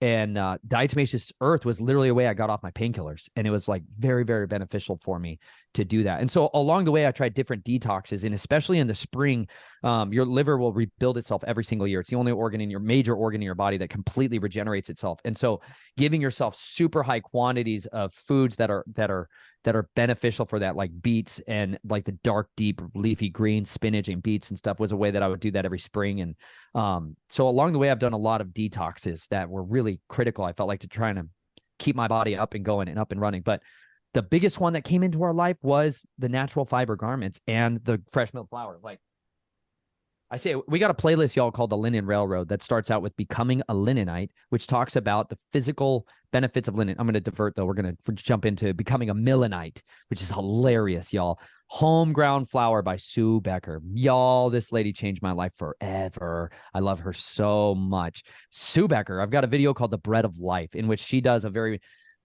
scientific nutritionist breakdown of why your flour is killing you, why all of you are fat, sick, and nearly dead from gluten. You're like, it's all the bread that we eat. No, you're eating dead bread. You've never eaten real bread. If you've not eaten fresh milled flour, you've literally never eaten bread one time in your life. It's not a joke. Like, you all be eating death. No wonder why you're feeling dead all the time. They sift out the bran and the germ, and then they leave you with the starch of the flour, the fine white pastry flour, the dainties of king, it calls it in the scriptures. Put a knife to your throat if you're given to the appetites of kings. It'll kill you. If you literally eat that flour, it will kill you. If you eat the bran and the germ and that flour complete, the whole thing, look at that color. That's how flour should look. We grind up kamut too. That's another one we use, and it's like gold. It literally comes out gold. It's beautiful. Barley and bran, they're like these beautiful things. Anyways, the bran, the wheat, and the germ are like, when we come together, the flour, they all come together, and they literally give you every vitamin, mineral, and amino acid like you need to live. You can live off this bread alone. You can live off it. This is why, like Yeshua says, I am the bread that came down from heaven. He who eats of me will never hunger again. He meant that because back then they still had real bread. It was crazy. They loved people enough to feed them life. Like when he is like feeding and multiplying the barley loaves and the fishes, those were like whole grain, fresh milled, hand milled barley loaves. And when you eat barley, it has the highest bioavailable source of something called beta glucan, which blocks EMF. It's a way of literally mitigating electronic magnetic radiation from frying your cells, is to eat barley. And you're like, what? You can eat it. You can eat it as a rice. You can use it instead of rice. Barley's awesome that way. But you can eat this like a slice of bread and feel full. And you're like, what the heck just happened? And then you'll poop. It'll help you detox like nothing else in you. You need insoluble fiber. That's what bran does. That's why Raisin Bran, they're like, Raisin Bran's got some good stuff in there. That's the bran. They literally take out that sifted bran. Normally they feed it to animals. Like my wife and I went to a mill called the Topaz Mill, and they had the sorted area, and they called it like pig feed, because they took the bran and the germ and they would sell that as animal feed to fatten up the pigs, make them healthy and strong and have luscious, like that's how they literally would sell it as a different product and then give people the sifted flour. And that would kill people. Like, it literally makes you sick when you eat it. That's where all the inflammation, all the studies about how bread is bad for you and gluten is bad for you, it's because they're not dealing with this. This will heal your body. And people shared that video that Sue Becker talking about that in North Carolina, and we read it and we're like, no way. And so I literally sold my assault rifle, my Tavor, my battle rifle. It was like a $5,000 setup with an ACAG. I was like my go to war and like murder all the nations weapon. And I sold that thing, and we started the Linen Railroad with that money. We bought a mill, we bought a grain, and we started buying like hundreds and hundreds of pounds of natural fiber garments and shipping them out to people all over the world. Because, man, I started wearing linen, like all linen. I felt like I started laughing because I used to go out the door with guns strapped to myself and tactical pants and body armor constantly. And I was always pissed. I was always hot because I wore nylon all the time, because it was the only thing that was tough enough to survive me. But I would change outfits all the time. And it was ridiculous. I would go through 7, 8, 10 outfits a day because I'd feel so uncomfortable and changing personalities and everything else. But then I put linen on and was like, if I can get past looking like a billowy medieval character, and just kill the vanity right now, just shoot this thing through the head and just deal with the fact that I'm going to look wrinkly and fluffy. So what? I felt so good. Like, that's what episode 1 of becoming a Linenite. Like, I felt amazing. And I was like, why do I feel so good? I can feel a breeze in my pants. Like, my loins have a breeze on them that I've never felt in my life. I was like, I feel invigorated tremendously. And I was like, I can feel good. Like, I'm not angry. Like, I finally felt like somebody tuned down like the tension all the time. I was like, all right, man. All right. Even if I look like some freak show going out the door, I'm going to do it. And I felt so good. And so, like, that's why we would tell people, like, do the 40-day linen challenge. Wear nothing but linen on your body. Sleep in linen sheets. That's the easiest, man. Put a linen pillowcase on and put linen sheets on your bed, and you sleep in that thing. You're like, oh. That's how you're supposed to feel. And you can feel that way all day long. And so, like, we're fanatically passionate about those fibers. I would feel that way when I would wear all wool. I grew up in the mountains in Colorado and in Arizona. I knew I felt like that with wool on all the time, but I was so hot. You can't wear wool when it's hot out, but linen was like the dream sauce. Silk is like the midweight fabric. That's like, it feels great. It blocks the wind. It's perfect for the fall and the cooler seasons. You're like, this is wonderful. And so we started plundering all of the stores of Goodwills and antique stores and just gathering all these garments. And that's what we started shipping out to everyone, because it healed me. And I've had more survivors tell me wearing linen and eating like fresh milled flour are the two most integral parts that gave their body what it needed. Because I want to heal all the survivors out there, y'all. Like, I literally want to feed the nations fresh milled flour. I want to clothe the naked. Everybody be running around naked out there being electrified all the time, and all these signals being blasted in their bodies, and they're feeling tension, and that goes away. Like, linen blocks static electricity, and it like literally helps to like shield you from it. It's like awesome. It's like the weapon. It literally is your armor. Like this book, y'all, Reconstructing Ancient Linen Body Armor. This book is stinking sassy. Awesome. That's Alexander the Great. And that is linen body armor he is wearing that stops swords and spears and arrows. It's called the linothorax. There's it in real life. That's a guy who recreated it with like 15 layers of linen glued together. And it's amazing. It floats in water. It molds and shapes itself to your body. It's tremendous. Like, linen is your armor. And I'm like, why are they talking about the linen in the Bible all the time? Like, why are the priests wearing linen? Why is it at the end of all of this, like, you get clothed in white linen robes? Like, what's all this? You know, it just kind of led us down that road. And we were like, fired up to see that the Father has these incredible cures waiting in his creation, and they're simple, and they're like literally the throwaways of our society. Like, you can get organic grain for $1 a pound readily. You know, like Azure Standard is a place that we would buy it from as well, that does shipments and drops all over the country. And Sue Becker, who has a website called breadbeckers.com, we get it from her when we're more local down. She's more on the East Coast, Atlanta area, and she has a warehouse down there. She does bread drops through, I think, like 7 or 8 different states out there. But those are places we would get that grain. And like, you can get a mill. We use this mill. Man, I got to tell you, because if you don't, I know I showed it last time, Emma, talking about throwing millstones on people's necks. Can never have too many mills. We'll bring it out again. There it is. Oh yeah, the Nutri-Mill Classic. So how's this? Don't mess around, y'all. Get this mill. Every other one is regrettable, moderately regrettable. You can work with any of the other ones. I understand. This doesn't create like the profound amounts of dust. It's fast, and you can hold 16 cups up here in this upper chamber. Or 16 cups in this chamber down here. That's real important. I think it does 12 cups up here. There's a lot of them that have a chamber like this big. And you're like, I'm going to grind 3 cups of flour. And you're like, I eat a loaf of bread when my wife cooks a loaf of bread. I'm not joking. I eat a loaf. I'm like, thank you. That was delicious. And I don't need to eat for a long time.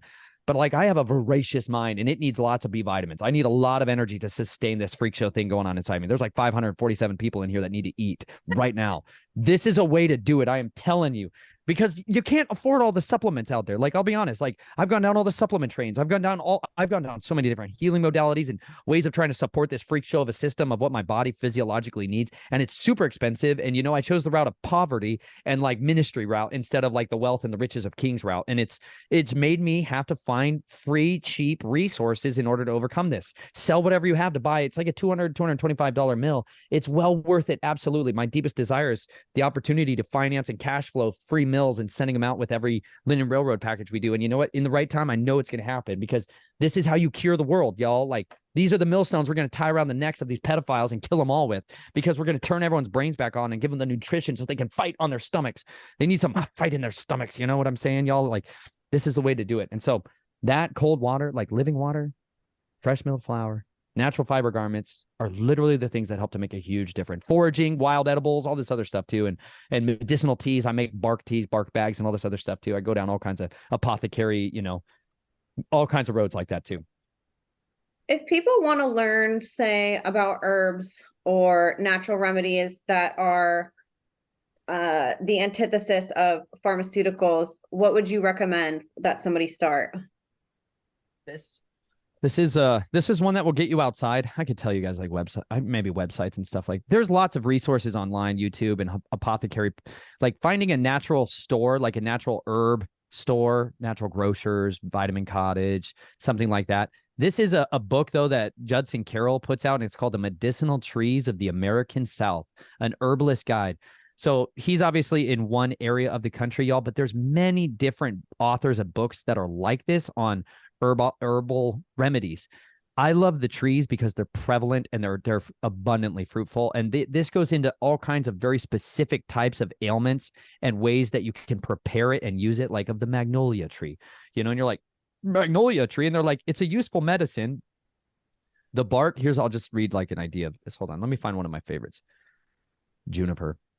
Juniper is basically ubiquitous. It's like a cedar.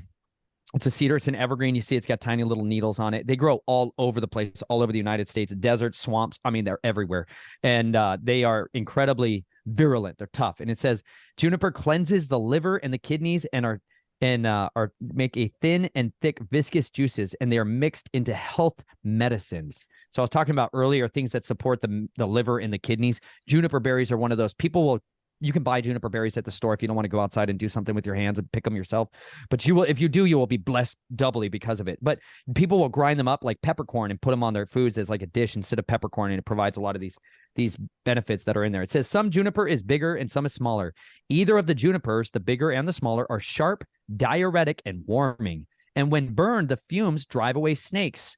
Gee, it's like we're surrounded by serpents. Light it up. One type of the fruit, called the juniperberry, is the size of a hazelnut. Dang, I've never seen that one. The other, equal to a bean, both round and fragrant, sweet and a little bitter to chew. It's mildly warming and astringent, good for the stomach, good taken for a drink for infirmities of the chest, coughs, gaseousness, griping, and the poison of venomous creatures. Y'all be snake bited out there, y'all. Stink and turn to the trees. I'm telling you, juniper tree will save your life. Sweet, dude. I love reading books. Come on, y'all. Because if you go on YouTube, you can't say this stuff. You know, they're like, "We're gonna ban you. The FDA is going to throw you in prison." Bunch of whiners. They're all cowards, y'all. Just salty dogs. They're trying to stab you in the liver and not let you really get the truth out. You know what I'm saying? It's because they're totally filled with dread. They know that we're going to crush their head sooner or later, y'all. We're coming for them. The truth always wins, suckers. Anyways, it is also a diuretic. As a result, it's good for convulsions and hernias and those who have congested or blocked wombs. Like did you hear that? People that have fertility issues. Juniper berries. It has sharp leaves, and as a result, applied as a plaster and taken as a drink or juice taken with wine, they're good for those bitten by vipers. Just saying this again. The bark burned and rubbed on with water removes leprosy, but the scraping dust of the wood swallowed down kills. There is a great juniper too, which some call Cypress sylvestris, some Menethus, some Acertera, and the Roman Juniperus, and it is known to most like cypress, growing for the most part in rough places and near the sea. It has the same properties as the former. And then he goes into like historical accounts. This guy went back all the way for like 1,500 years, 1,800 years, and just looked up people that had used this tree as medicines and then took some of their excerpts from their books and then ascribed that into here. So this is one of the most thorough guides I have ever seen when it comes to like medicinal plants and their uses. Other ones that are like Ozark foragings, and the Ozark foraging books are fantastic for that. But I don't have like a predominant teacher that's out there. There's a guy who's called the Herbal Jedi. I've watched some of his stuff. Obviously, I don't necessarily endorse everything all of these people talk or think about. There's some incredible speakers that are out there that y'all can find. Do your own diligence to go and learn from them. The majority of the things that I do, y'all, is like I use this thing called Plant ID, which is like an app on my phone, and I walk around outside because I literally believe the Father can provide a cure for you for whatever you're going through, wherever you are. Like, you don't need to be living in a certain area. You don't need to have access to a certain place and thing. I literally have seen that if you ask the Father to please provide you what you need to heal, you can go outside and ask him to show it to you, and he will help you find it. It said, like, when the people got they crossed over the Red Sea, they're all like freaking out and crying. They're like, "There's no water, we're gonna die, we're thirsty." They went 3 days into the wilderness. They're all whining and griping like babies that are all gassy and colicky, like, "Ah." I've heard that noise too much, and I know it well, and I'd be ready to kill them all too. It's like they're all groping about not having water, and then they get to this place that has water, and it's called Meribah, and they're like, "Yay, there's water!" They go to drink it, and they're like, "It's bitter, like it's gonna kill us." They're all pissed. They're like, "Moses, we're gonna kill you." And it says that Yahuwah showed him a tree. And I just love that. He showed him a tree. He took branches and stripped the bark off of it and revealed the inner bark, which is generally the most medicinal part of the tree. And he threw that in the water, and it said the bitter waters became sweet, and it cured it. And I'm all like, well, what the heck was that tree? And this is where I literally go. I go into the Bible and I look for like, what are these trees? And then I go out like the sycamore tree. And I'm like, okay, they're always talking about sycamores in the Bible. What is that about? And then I find out, hey, sycamores, you can take the inner bark of it and it cures coughs, colds, congestions, and throat ailments. And I'm all like, well, dang. So it's always like, that's what's in this cup of delicious bark bag that I've got right here. I've got sycamore bark and honey locust bark and white oak bark and like juniper berries. Like, it's all in there. Echinacea and elderflower and, oh man, what's the other one? Slippery elm bark, marshmallow root, licorice root, witch hazel. Like, I've got all kinds of stuff going on in there. And it's like, That's the stuff that's like my little rocket fuel, y'all. Like that's my sneaky sucker's guide. And so I go to these like health food stores and I just sit there and I like look at all their little dry medleys and I don't know what the heck these things are. So I just type in their name and I search medicinal uses. And then I'm like, okay, that's the medicinal use. Then I get a jar of that, write down the medicinal uses of the name on the bag. And then I come home and I have these little jars, mason jars, where I write the medicinal uses of like, hey, when I have a fever, this is what I take, feverfew. You know, these are like plants that help the brain get blood flow restored to it in a proper way. Peppermint is really good for this as well. Like I don't want to have, it's not because I have a chemical deficiency of Tylenol. That's not why I get a headache. Like just because I take Tylenol, my headache goes away. It's not because I was deficient in it. Something else is going along physiologically. And these are tools that you can use to do this. And the learning of it, because I go outside and I learn, hey, plantain, which is all out here in the woods and everywhere, all over the place in the grasses and the fields, plantain cures snake bites as well. And it also cures all these other ailments. And it's kind of bitter and it's really good for the liver and it has all these other benefits. And now when I walk outside, I look at plantain as a beneficial thing in my life. You know, like I look at dandelion root as a way of detoxifying from liver cirrhosis. I've got a lot of liver damage, y'all. Like people stabbed into my kidneys and drained my adrenals for many years of my life. I have a lot of adrenal fatigue problems and like I have a lot of liver problems. And so anything that helps in those arenas has become a very good friend of mine. So when I walk out the door, there's the cures are waiting for me. And so picture this idea app is what I used to go out there and I find something and then I look that thing up for its medicinal uses. That's how I like hack my way around the system. I met a guy who was a forager out in North Carolina and he took us on nature hikes and forage hikes and began to show me this. He helped me to learn the language of the forest and it really began to make a big difference and unlocked a lot of this. So I've got a Nature Nate playlist, which is called Food is Everywhere, where I go out and show you guys kind of what it's like when I go on a foray. That's amazing. I think that's maybe not necessarily for the majority, maybe it is. I feel like when people are going through really traumatic, stressful, devastating situations or periods in their life, it's sort of the opposite. People eat junk food for comfort. They're not sleeping, they're anxious, they're stressed, their body's in fight or flight. They make maybe poor decisions or become addicted to substances that aren't good for them. On the contrary, you sort of did the opposite. And I know you detail in your book that it wasn't easy. You still had addictive tendencies that you were working through, but you were very cognizant of them and tried navigating them. On your health journey, you're making all these changes, water, real, eating real food, having living bread, you're changing the fibers that you're wearing, you're indulging in things like cold plunges. How did that help you deal with the trauma side of things when you're feeding your body and nourishing it nutritionally? I mean, it's like the fuel I need to keep going. At the end of the day, you burn out really fast if you try to sustain yourself off those quick remedies, which is what I mean, it's like a drug. We eat junk food, it's in our body treats it like a drug. There's a reason, like when you eat cheese, you like crave it, and butter and like dairy, like it literally is releasing similar opioids in your mind, in your brain, as like when you take opioids. Like it's a drug. Chocolate can function in your body in a similar way, but so much of the food that is out there is chemically engineered to trigger your brain in the very same ways. Like you go to Chick-fil-A, there's 40 man-made chemicals in the Chick-fil-A sandwich, chicken sandwich. That's why there's a never-ending line outside of Chick-fil-A, y'all. It's a literal drug addict's house. They're like chemically designed, engineered warfare to keep you addicted and coming back for more. Like monosodium glutamate, this MSG, there's many different names for it that are all camouflaging it as a food additive in your food to keep you physically addicted. The Japanese created monosodium glutamate, like they created MSG. So because soldiers in the early wars that they were experiencing in world wars would not eat rotting horse meat. That was the food that they had for their soldiers. They wanted them, like there was a lot of horses were utilized still in World War I, and they had lots of horse meat. And so they were like, we want to feed that to our soldiers, but it tastes so bad.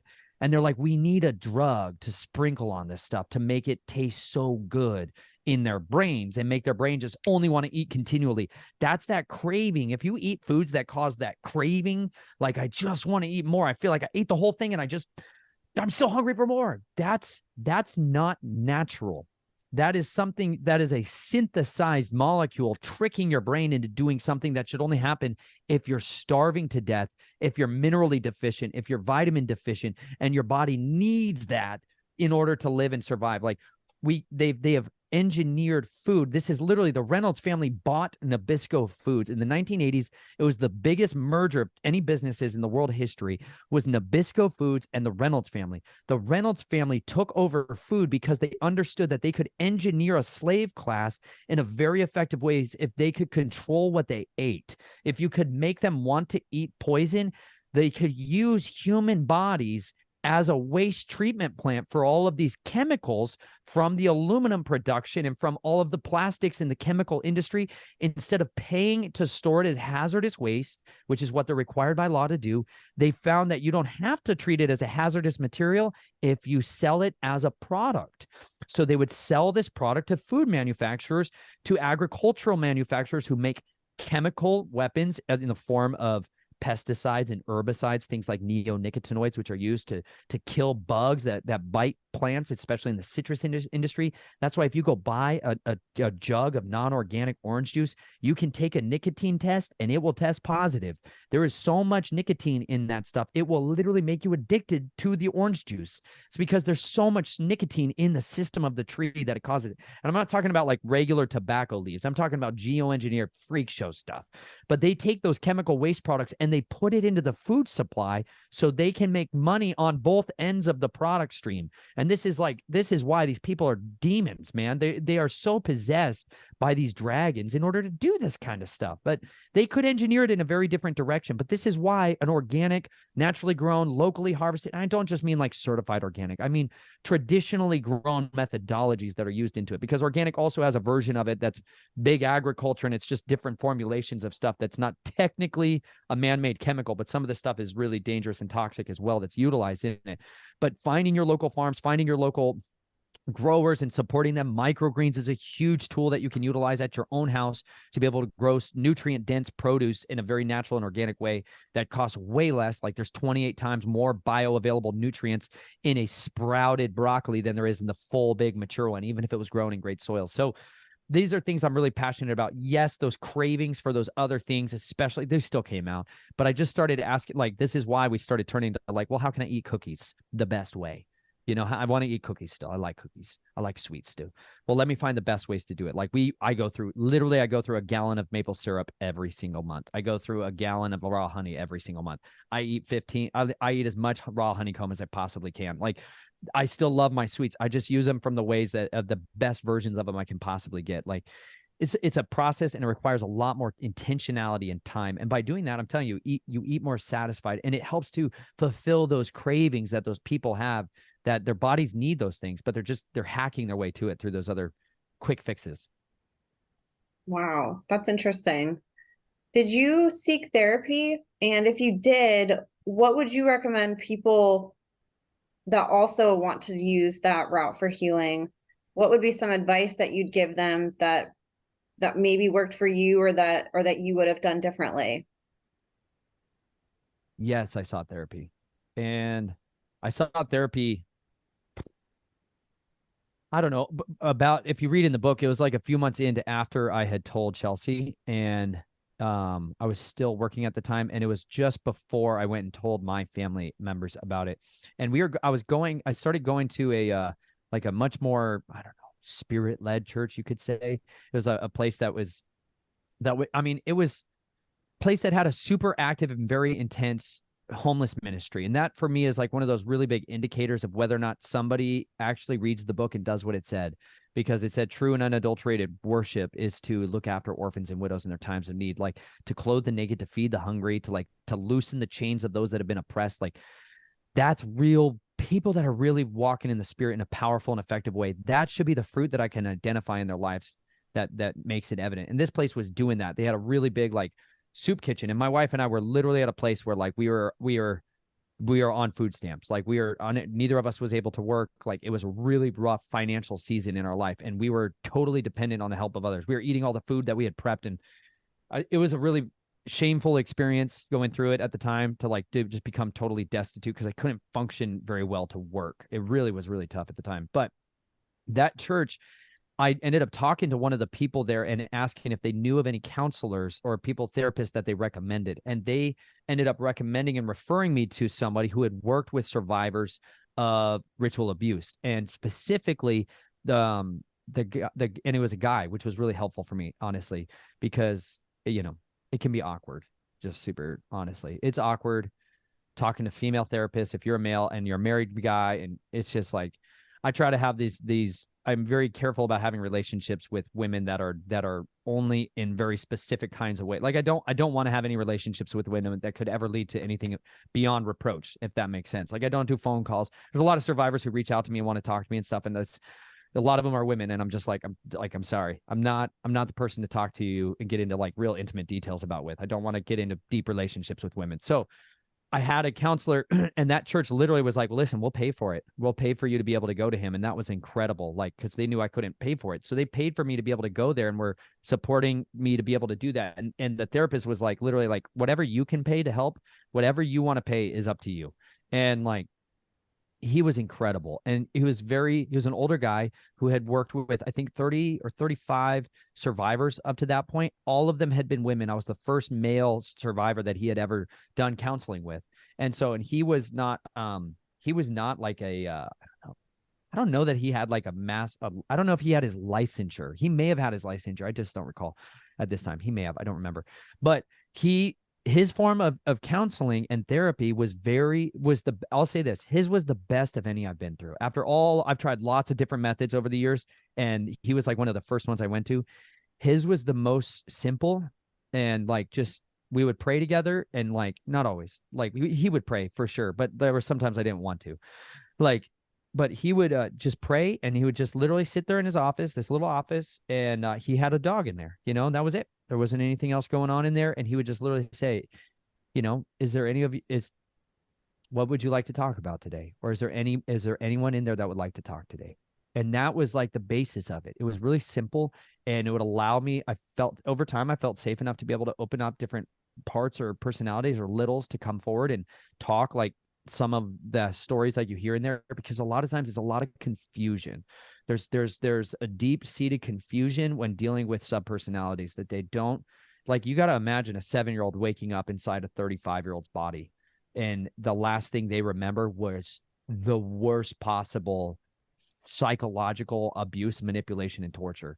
And so they're stuck in that world, and it's really hard to communicate that, and it's really hard to feel safe in the midst of that. And so he would just sit there in the room and allow me to be that. Allow me to come undone, allow me to fall apart and cry hysterically. Or, a lot of times my nose would just start bleeding out of my nose. Like when I get a lot of pressure in my head, my nose like explodes, or internal pressure.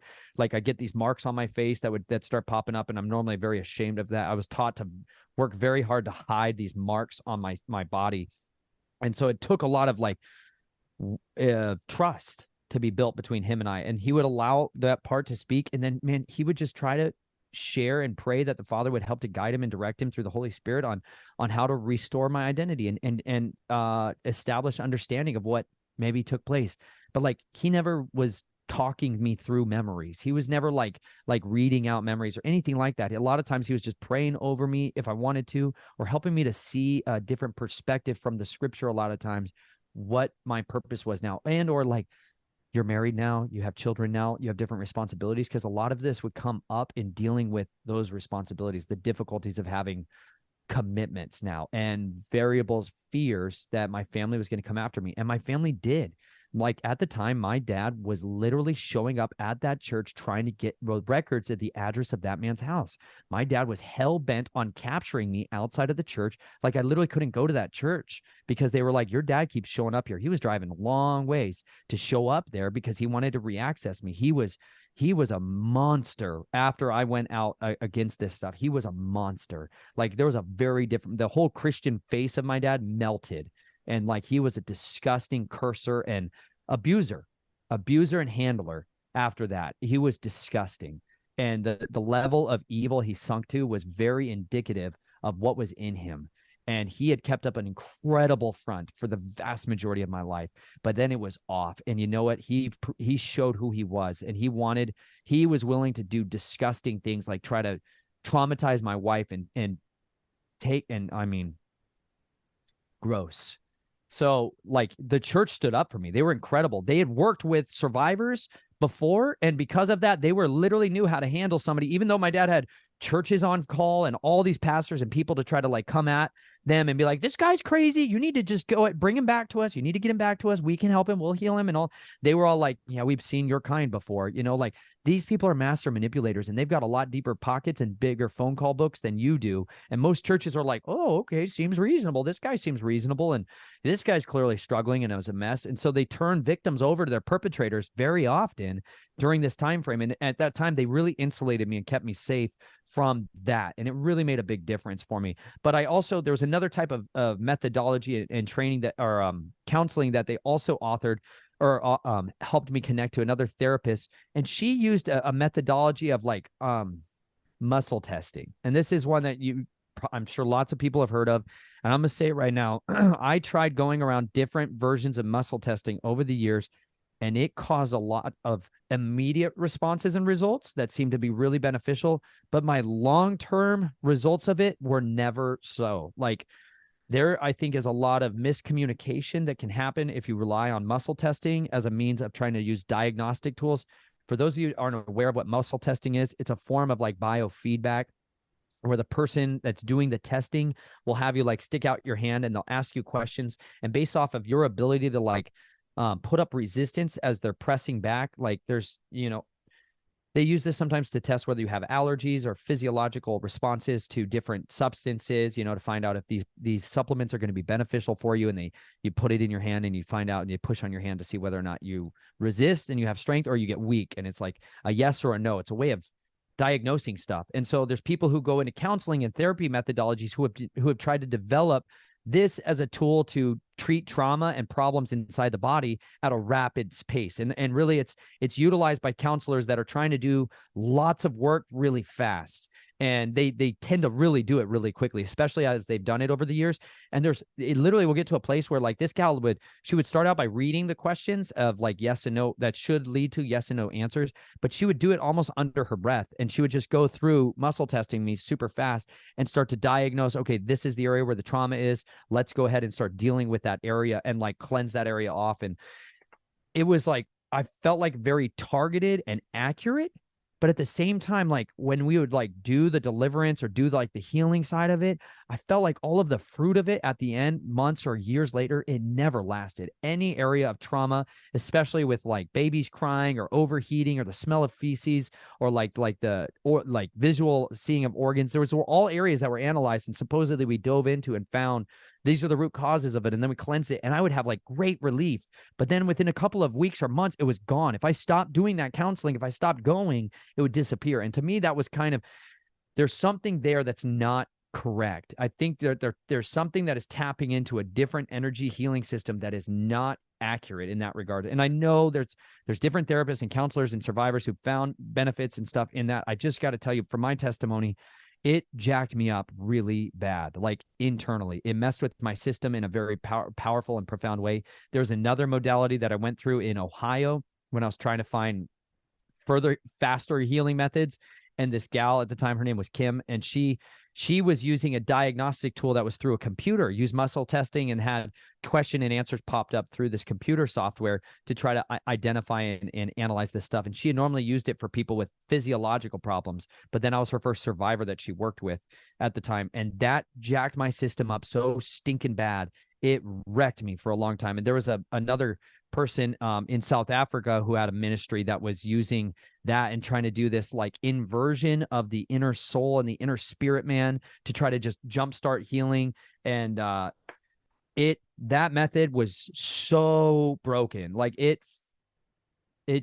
screwed me up horribly. And I felt like I literally lost the Holy Spirit in my life. Like I felt like I lost my ability to communicate with anything internally. Like I felt like it felt like I was being handled again, like a mind control handler again. And there's another guy, Dr. Alfonso Manzo, who had this like body code healing system, who was using a software technology to do remote broadcasts of frequencies and healings and all this stuff. And he had like this Hebraic Christian veneer on it, but it was the same version of witchcraft and divination of this other group that was operating out of this place called the Chapel of Miracles in Boulder, Colorado, which was a very new age place that was using the exact same type of software and diagnostic diagnostic tools and healing modalities, and a lot of like Reiki energy healing systems that were being done physically and in the body. And you would give it your birth date and your name and your like, you would give consent to this system, and then it would pull up like a literal history chart on you of everything that ever happened to you. And I mean, accurate to a terrifying, like, freak show real level. Like, you'd be reading stuff that happened to you, like injuries that you got never even went to the hospital for, but like you broke your elbow and you never knew it, and like you found out years later on a different x-ray, like stuff that happened to you that would, there's like no way nobody would know this stuff. But that methodology, like, he was using witches in his practice to do Reiki energy healings, but he had like Christianese language over it, you know, and like that stuff jacked me up so bad. And like, I never did a big public like video breaking down all of that stuff to go after him, but I have seen that screw up a lot of people's lives, and it's disgusting because it is ruining people. They're using second heaven powers to try to do cleansing and healing, and they're tapping into the demonic realm in order to do it. But they're drunk on it. They literally are under a spirit of seduction. They're drunk on it because they see quick gains from it, but the lasting results stop when you stop giving your money and you stop giving your time to those people. And that's always, to me, indicative of a heresy. I mean, it sucks. And so that was when I literally stopped trying to go to not just counselors. I stopped trying to look into healing methods like that after that, because I was like a shell. This was our first year on our Rolling with the Reynolds series. Like that was me during that time. And you can see I'm not well cognitively, you know. I felt like I was dying in despair, and I was like, no drugs, no substances, no way of like bringing myself out, because like I had utilized substances a lot through my life to try to like program my way back out. And I was just hopelessly depressed, hopelessly despairing, and really like feel like I have nothing left. And so we traveled all over the world, all over the country, trying to go to places to help bring me out of it. And it didn't work. And this is like what led us on this journey of like getting back to like farming and natural food and natural, like, this is how the Father helped to show me, you know, like, you want to find my way. It's like, you're going to find it here in the Word, and you're going to find it out in creation and nature and in love and in family and in authentic relationships. And he started showing me these other options, and in truly like going to the Spirit of Truth, the counsel, like the wonderful counsel that's there for anybody that wants to find healing. Like, you don't need all these other methods of treatment. I really don't think you do. A friend is the most valuable thing in the world, you know, and if you don't have anybody, you know, he will be that friend to you, like better than anybody else on this world is. And that to me is the best form of healing, is just a friend. You need a brother or a sister, like somebody who's not going to condemn you and judge you and control you. You don't need technology. Like, you don't need this stuff. You need authentic, like, you need reality. You don't need sorcery anymore. You've had enough of it. You have enough people mess with your mind. You need somebody that's willing to bear up alongside you as best as they can. And if not, then you just go to the Word and you go to him, you know, and just be like, listen, even if you don't believe in him, even if you don't trust his word, even if you don't trust any of his people, it's okay. Like, he loves you regardless. Like, he loves his broken ones the more than anybody else. And I absolutely believe that. He may not show favoritism, but I assure you of this, he has a special way of loving on people that have been come from this level of darkness. And he's the only one who can show you that love so perfectly and show you that vengeance and justice like you need to. Great answer. I want to talk a little bit more about something that you mentioned, deliverance. So obviously something like satanic ritual abuse and just these really dark demonic abuses where they're calling on entities. When did you realize that was affecting you, and how did you go about managing that part of your healing with demonic attachments, needing deliverance? What was your process for that? I mean, I've realized I've struggled with demonic oppression my whole life. Like, there's no way around it. I had struggled with so much terror of the night, specifically just a dread. I had horrible insomnia, especially after my grandfather moved in, and like just a dread of him coming in, and like not I used to just stand in front of my parents. You know, they would be up later than I was, and they'd send me to bed, but I just could not sleep. And I had so much fear of sleeping, so much like teeth chattering, puking fear of going to sleep. And like I would leave my Bible open and I would read Psalm 91 like out loud, or I would read through the Psalms out loud, and I would feel that demonic stuff leave, that like dread, that fear, that terror. would leave. And so like I became well versed in a lot of spiritual warfare stuff early on in my life because I was in a fight for my life. Like the desire to self-mutilate specifically was so strong. Like self-harm was such an outlet for me, especially like in the middle school years when my family got a lot of that money. They sent me to private Christian school, and that place was hell. It was hell on me because I'm like a wild man, y'all. Like I was like a feral child.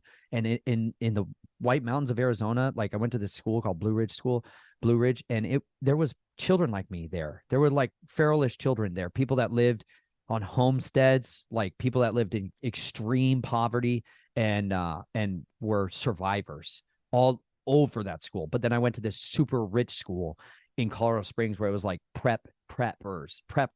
preppies and all this other like crap about like Abercrombie and Fitch and like clothing and Hollister and like cool kids. And it was a freak show to me. Like I was like, you guys are psychos, but like I want you to like me. It was horrible. Like I hate school. School is from the devil, y'all. Gosh dang it. Get your children out of that hellhole as fast as possible.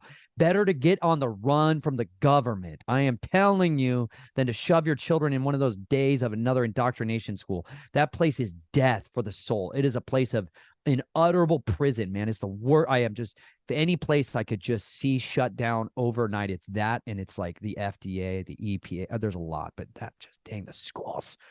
Like the more of the United States money goes to schooling, your taxes goes to schooling, and the military is like just the empires that rule and ruin children. I hate them. They just system. Oh man, we get a book. We get a book. Read that. The Underground History of American Education by John Taylor Gatto. You see that? Look at happy, wonderful, freedom, death inside the cell, robots coming out, mind control everywhere. That's what schools are, y'all. He doesn't talk like that at all. He's a two-time award-winning best teacher of the year in New York City. You start to realize that, like, I'm basically the gatekeeper of all of my. I am here to make my children stupid and to make sure that they never get out of their class. That's it. You're like your social class. There's a lot of stuff. That's a pearl. Anyways, I could rant forever because I just hated school so much. And so I was trapped out. Like I used to have school as a form of outlet down in Arizona. School was like an escape for my family and from the trauma. But then I started going to the school where I was picked on. I was part of the cool kid club, but only being picked on continually. And so I had this just unutterable like depression and sorrow and despair. And so like I started self-mutilating. I started self-medicating with a lot of like over-the-counter pharmaceuticals, just raiding my parents' cabinets everywhere I could go, finding anything that would make me alter my state of consciousness.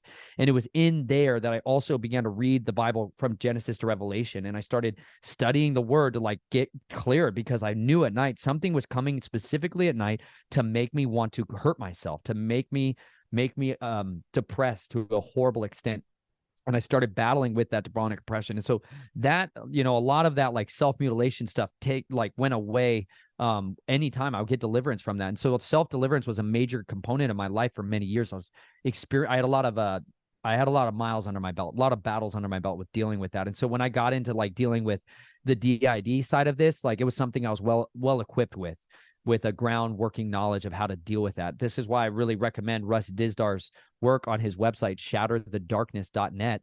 For those of you that do want a way of being good counselors or ministers, just as a friend, I'm not saying certified psychopathic licensure, creep show stuff, just helping people. He has one called theocentric counseling, and that is and freedom encounters. Those two are free training courses that are on his website that you go to his main website, shatterthedarkness.net, and then down in there's a free training courses, and it's got thousands and thousands and thousands of them. That website has freedom encounters and theocentric counseling. These are like very beneficial tools to deal with in multiple personalities and demonic strongholds as you enter into them, how to deal with binding the strong man, how to deal with calling other lesser spirits forward, how to being able to bind and cast these out and cast them to the feet of Yeshua, like how to deal with that stuff and get cleansing in there with the water of the word or with the restoration of identity, and then having the Holy Spirit to feel them.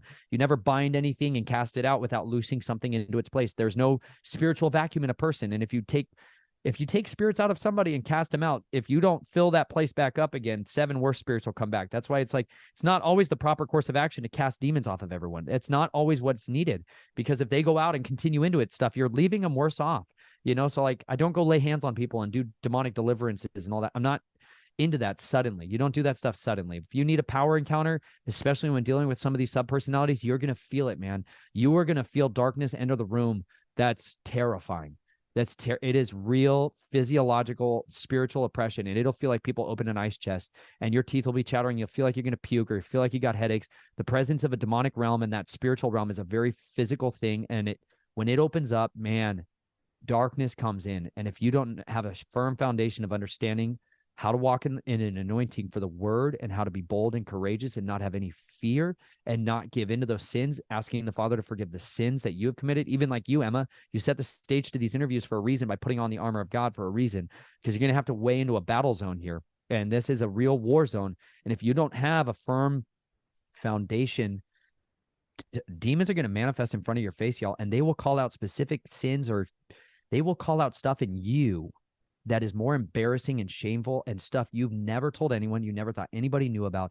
They will have supernatural intelligence on you to try to make all this whole shift, to attack you, to destroy you, to character. I mean, they can turn the whole table so ferociously on you and against you so quickly that if you're not familiar with that or have any experience with that, it can be so unsettling. And a lot of people will walk away from survivors because some of what they're dealing with is a demonized part, a personality that has demonic oppression or demonic attachments. Sometimes what they're dealing with is just another personality that was experiencing darkness, that's experienced so much depravity, and they're very intelligent and they're very sharp. And so you need to have what's called the fruit of the Spirit, which is discerning of spirits. You need to be able to discern what these spirits are that you're dealing with. Is this another personality, or is this a person? Sometimes it's hard to distinguish the two, and it requires careful treading, because some people have tried to just cast out personalities, and it doesn't work like that. Sometimes what you're dealing with is a personality, not a demon. And so, or other higher spiritual power. So it's a complicated issue that requires training in order to better understand it well. So I'm trying to point y'all to a very effective training course.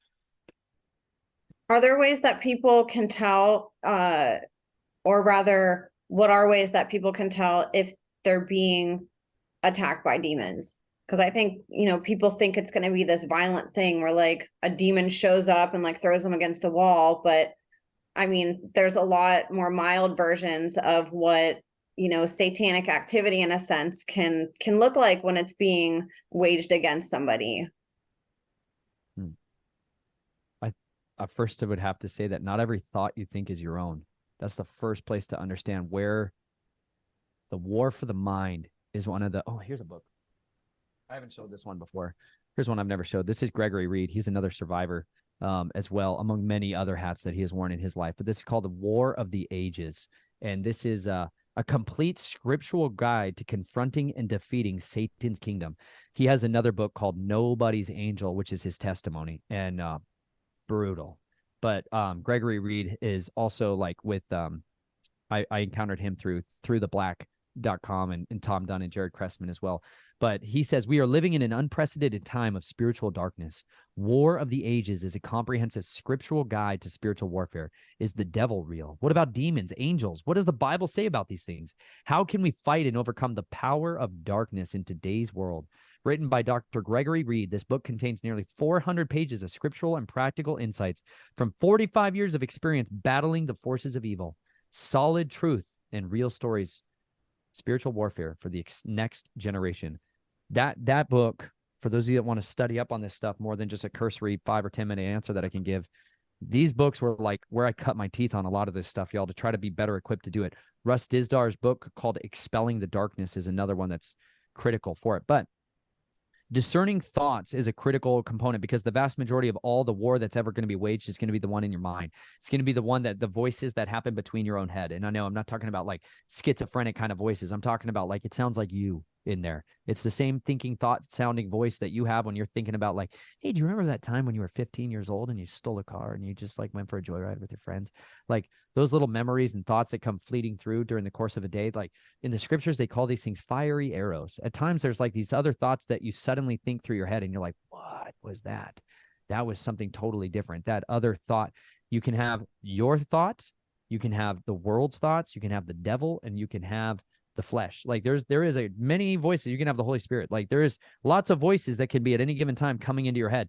They used to talk about this stuff very openly in our culture and in our society, but it's only in modernity through this like God of humanism that we try to reduce everything down to the five senses. If we can't touch it, taste it, smell it, or it's like if we can't experience it through those things, it doesn't exist.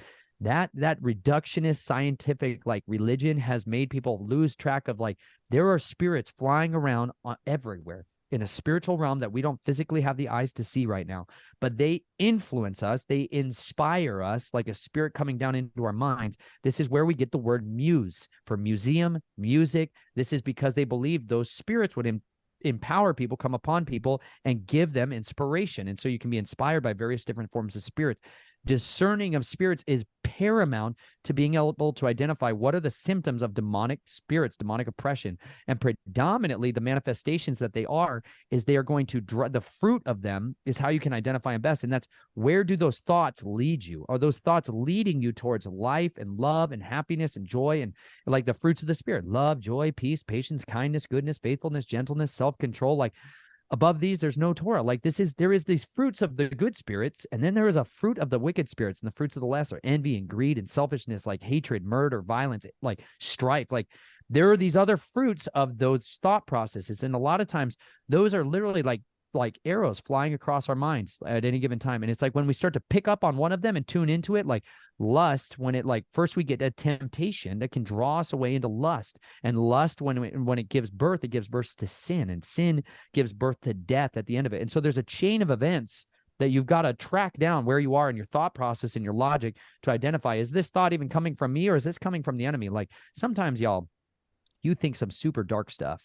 And I know you do because I'm like one of you. You know what I mean? And sometimes that stuff is so unbelievably dark, so unbelievably depraved. And you're like, I would never think about it.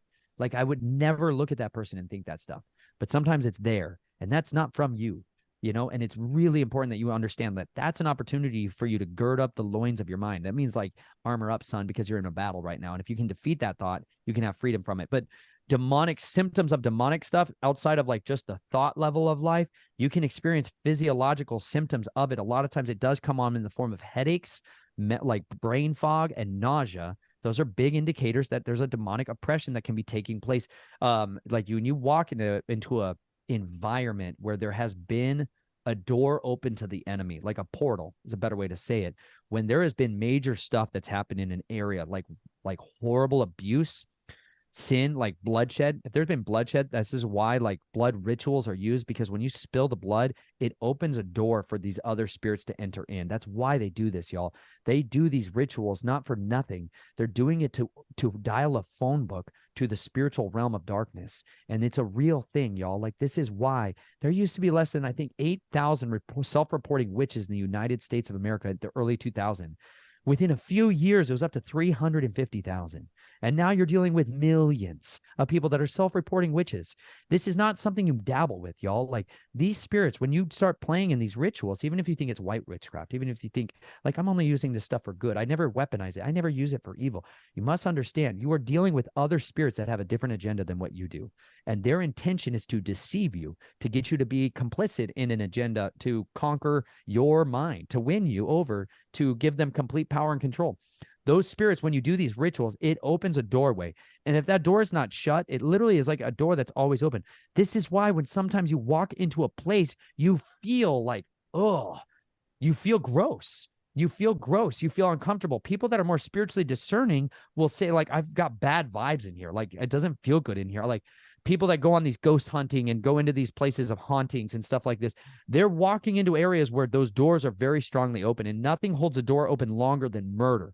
When blood is spilled and a life is taken, that door, that blood is crying out day and night, demanding justice. And when that door has been propped open, this is why that presence can stay so powerfully. This is why something called immurement is used, like in the London Bridge where I went. They literally, when they brought that London Bridge from London and brought it over here, when they're digging out the foundations, they're like, oh, we found 80 bodies and a bunch of children. Whoops. Like, this is in their public histories. They put human beings inside the building stones of buildings in order to permanently curse the place and leave the door open for occult witchcraft and sorcerers to go in and do ritual magic and have a door open all the time. That's why some of these places literally will only be rectified when they are destroyed. That's why Jericho happened. In Jericho's walls, they were sacrificing their children, not killing them. They were building stones around them while they're alive. So they died in there of starvation, dehydration, or from fear, literally. That's why. So they open up these buildings. And in Africa and other places around the world, this is still exactly how it's practiced. When they build new businesses, they literally go and sacrifice a child at the foundations of it and then put the cornerstone of the building on top of this. Benjamin Franklin, everyone worships and is like a godhead in that school of slavery. They're like, you got to listen to this amazing inventor. He was part of this Hellstone Club. And when they opened up the foundation of his house, what did you think they found in there? 30 bodies, more than 30 bodies. They just talked about those ones that they're like, well, we had to try to work on this archaeological area. And they started finding burnt and sacrificed bodies under the foundations of his house, because this is what it is, y'all. Like when they go read The Creature from Jekyll Island, you guys like understand where the Federal Reserve and where these people, they literally went out to this place called Jekyll Island with the most powerful, influential people to come up with, conceive this ideology for getting America under a centralized banking system. And they literally went into a cottage that had an altar stone that had been used for human sacrifice. And that literal from this tribe of giants that lived on that island where they would slaughter and sacrifice children, they sat over the living room that sat on top of that stone and conceived and drew up the Federal Reserve there. This is why you're dealing with magicians and sorcerers at every level. These are the guys we're literally battling with, and why we try to contend against this stuff from a spiritual component, because that's what empowered this stuff. That's who gave people these ideas. This is where people got downloads to build weapons of warfare. Like this is literally like I did security consulting for guys that were going and talking on the astral plane to these other beings to get technological downloads for making storage drives. Like this is where, like, why people go to Burning Man, and these people that are in the tech industry are into all these ayahuasca and all these spirit drugs. They're trying to hack into that spirit realm in order to be able to communicate with these beings to get in downloads of information. This is stuff you have to get out of your life. You have to purge this stuff utterly out of your life. You have to have this, a sober mind is critical in dealing with this stuff, because when you start to weigh into this, it's all over the place, y'all. Our society in the last 50 years has been intentionally driven towards this re-enchantment, towards opening up these demonic gates, opening these doors to these demons and these other spirits, greater powers and principalities. That's why it's getting so much darker out there, y'all, because they're bringing in the gods. They're bringing in these ancient ones. They have this ancient hatred for people. That's why there's darkening of people, because we're not fighting back. We're not taking the authority that we have to cast out these spirits, to command demons out of people and to set them free. Like we're not walking in that authority. Like we're not waging the war we were made for. Like we were made to fight back against this stuff. And you know what? People are getting lulled into a sweet surrendered slumber in the churches by and far, who aren't equipping them with the information that they need, pertinent pieces of information to fight against this. And it comes by knowing the word. So if you're a derelict on duty, if you're asleep on the wall, you go to treasonous courts, in the military. If you're found asleep on the wall, they literally will kick you out and throw you into prison for doing that. One time they can kick you out. One time. And instead we have all these watchmen that say we're pastors and we're the guys who are vanguards on the church, and they're not crying out when they see the blood that is out there. They are not crying out when they see this army invading, and they instead are opening the door and letting them into their churches. They're letting them come and infiltrate. That's where Satan goes into most. He targets the greatest enemies that are in our army. He targets the strongest people that could put up the best fight.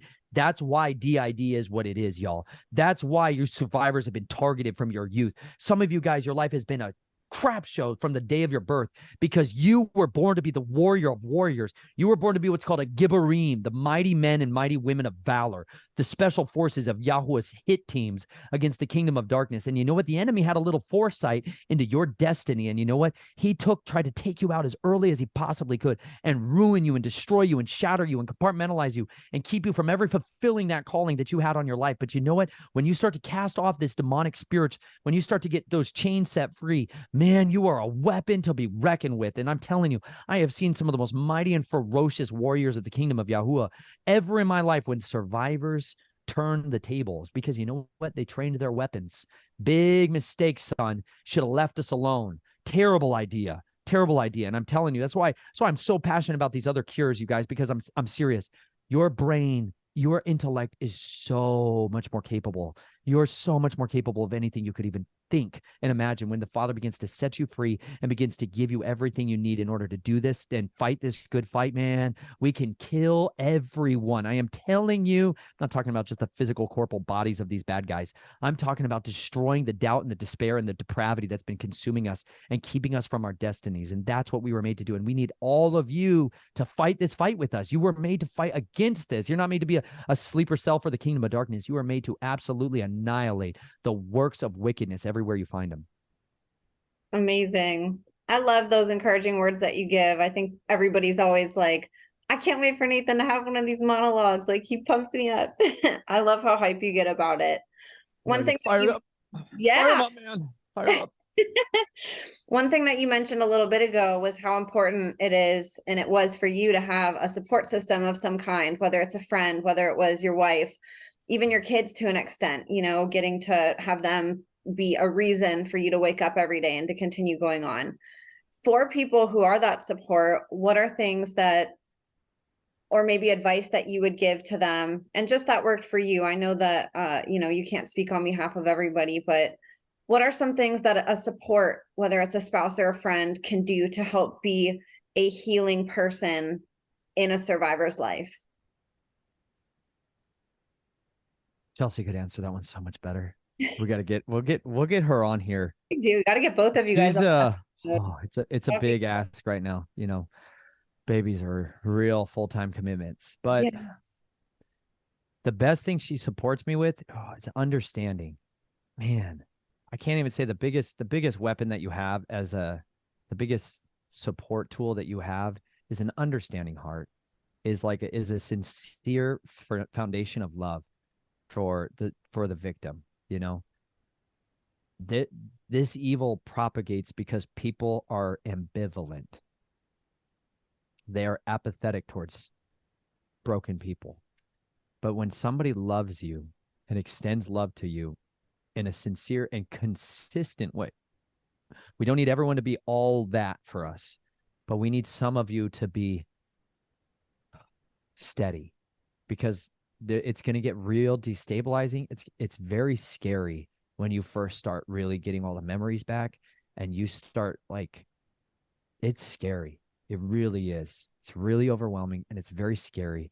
And having somebody that you trust to hold you in that process, even if you're all over the place, like the emotions can go all over so quickly. But if there's someone who is consistently there and able to be called upon, you would call this someone like a 2 a.m. friend, you know, somebody that you can call at 2 a.m. when your whole life blows up, because you're probably going to be calling them all the time.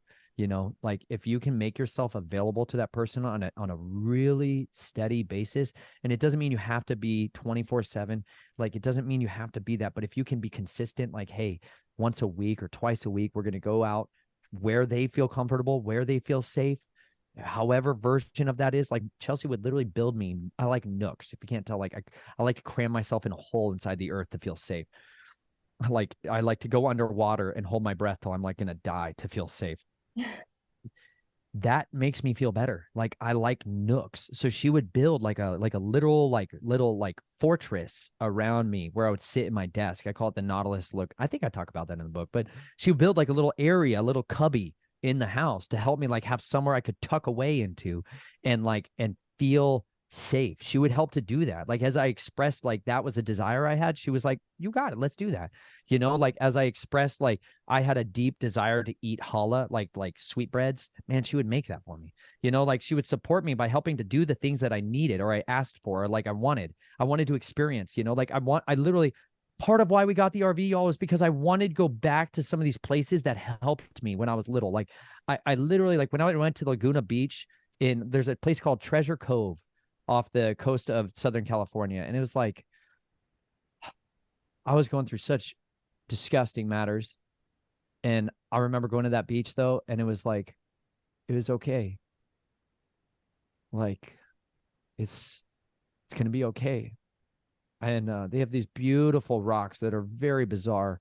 And I would go in the tide pools out there, and we have it in our Rolling with the Reynolds RV video, and it's called like Treasure Cove or Laguna Beach. It was so sweet because like I had Chelsea had a dream when we were first married about us having a little daughter, and we were at a beach, and she was staring at her, and she saw the back of our daughter's hair, and it was like blowing in the wind. And she saw me like running on the beach, like free and happy. And she had this dream and was like, we're gonna have a daughter. And we were barren, like I was castrated. This thing they do, this castrati, where they crush your epididymis and make you a eunuch when you're little. And we were barren for years in our marriage, and we could not have children.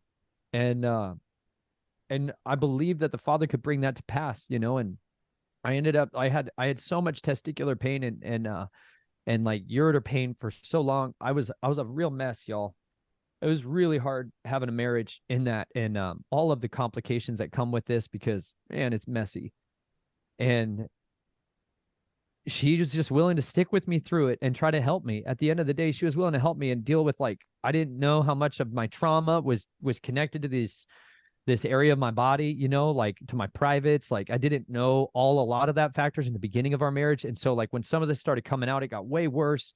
And but she was like, let's do whatever we can to try to help you. And I ended up getting with a specialist, urologist, who was able to try to reverse a lot of the damage that was on my epididymis. Like, and so I had this surgery, and it was, I was in horrible pain for a long time, but then I had a lot of relief like I hadn't had in years. Like, and it was literally within like a year of that like my wife conceived Naomi. And I mean, it really was a miracle coming to life. And when we sold that RV, that was one of the places I wanted to go to. I wanted to go back to Laguna Beach. I wanted to go back to the Treasure Cove. And as I like took off running, and this is like in the video, man, it happened in real life. Like we parked our gigantic, ridiculous RV on this beach, and I went like running off into the sand. I've been waiting for so long, like running like I was an 8-year-old boy again, like chasing the waves. And like Naomi started to walk towards me, and she was staring at me, and Chelsea was just like sobbing, because she was like, I'm seeing like a promise fulfilled, like the Father had sent her a dream, and it like came to pass for her. And she has endured so much. She still endures a lot, y'all. Like I'm not easy to live with. I am really edgy. I'm really difficult. And especially when there's babies around, it's super hard right now in my house. I'm not happy. Like I'm not easily happy. I'm easily frustrated and interrupted all the time. And I want to stop and just process out lifetimes of pain that suddenly come roaring to the surface when you have lots of triggers, lots of babies around screaming and puking and pooping everywhere. And you're like, gosh, dang it. I want my life back. And at the same time, I have to give my life up. I get to and have to give my life up for them to be there. Like my son has to have freedom. And I'm hell bent on making sure he gets it. But you know what? It is at great cost. Every time I go through this phase with children, it kills me. It kills me again and again and again and again, all day long, all night long. Like I suffer. I suffer for them to live. I suffer immeasurably when they're little. Like it changes. Something changes when, they're like a year and a half, somewhere in there. But I basically suffer in torment and anguish for the first year of their life. I hate having to raise babies. I hate it. I would do anything to escape it, except give them over to worthless people and monsters. You know what I mean? I will die for them. And this is how I do it every day. But that means I'm a crab a lot of the times, and I'm miserable and easily frustrated. And she supports me and carries on with me and loves me, even though I'm a jerk sometimes. That's really difficult. As a spouse, you suffer a lot of the blowback from lashing out at stupid memory stuff. Like I'm stuck on some kind of stupid thing, like I get triggered and I'm stuck somewhere, and it makes no sense. Like everybody was happy and fine and everything was going good until like Mr. Krabby showed up, and that's really difficult. But she tries to do the things to support it. She'll try to encourage me to go to do those things that are beneficial for me. Like tonight, go, honey, you need to go down in the creek. Like I got to go horseback riding with my daughters for the first time in my entire life tonight. That was a huge gift. She took the twins so I could go horseback riding with my daughters. Like I got to ride bareback on a horse and feel free again. I used to sneak into like one of our friends had a horse that lived near him, and I would sneak in at night and ride this horse bareback because I wanted to ride horses and I was never allowed to because it would heal me. And so I would do it at night, super sneakily. And I cried on that horse today. Like I got to be on a horse's back, bareback, and like free.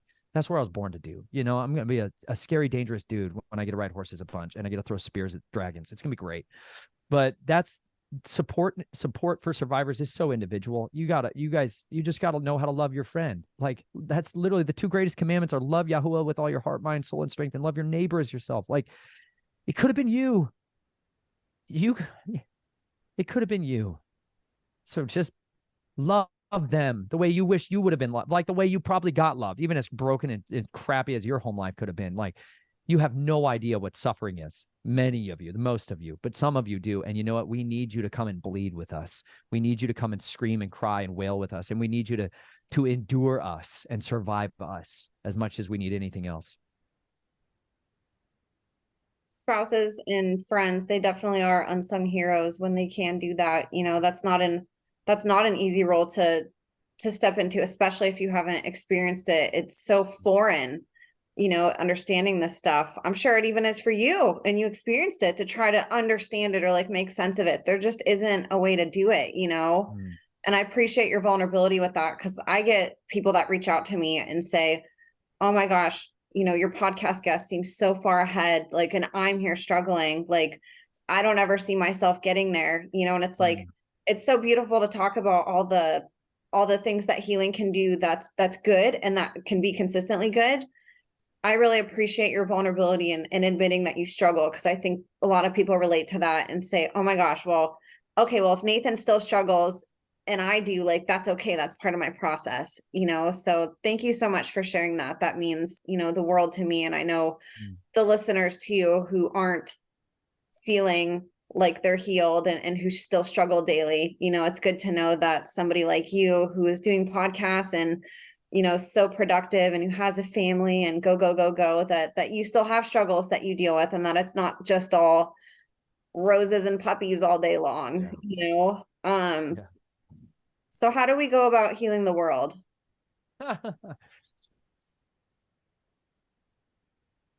Vulnerability.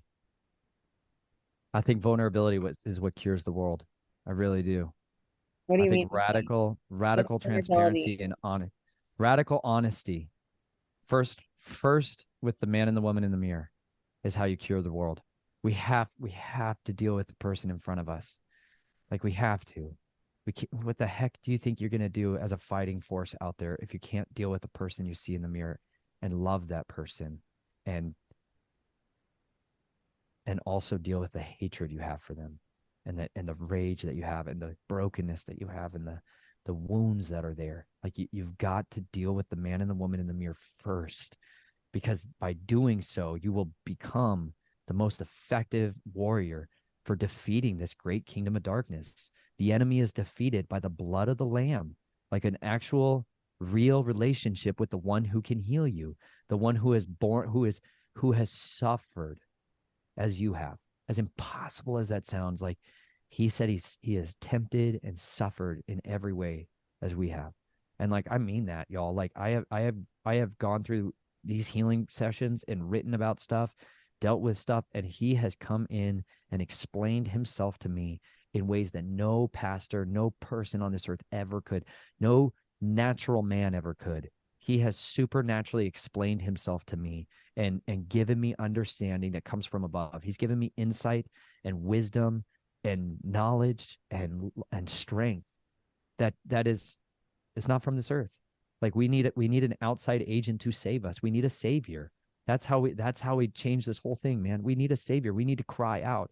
And when you get down on your face and you fall on the ground and you cry and you wail and you beg him for help, when you cry out to a greater power than you, that's when the big dad comes running, like the greatest warrior, the greatest protector, the greatest provider, the greatest lover that you have ever known or could ever known, even if you never knew a dad like that.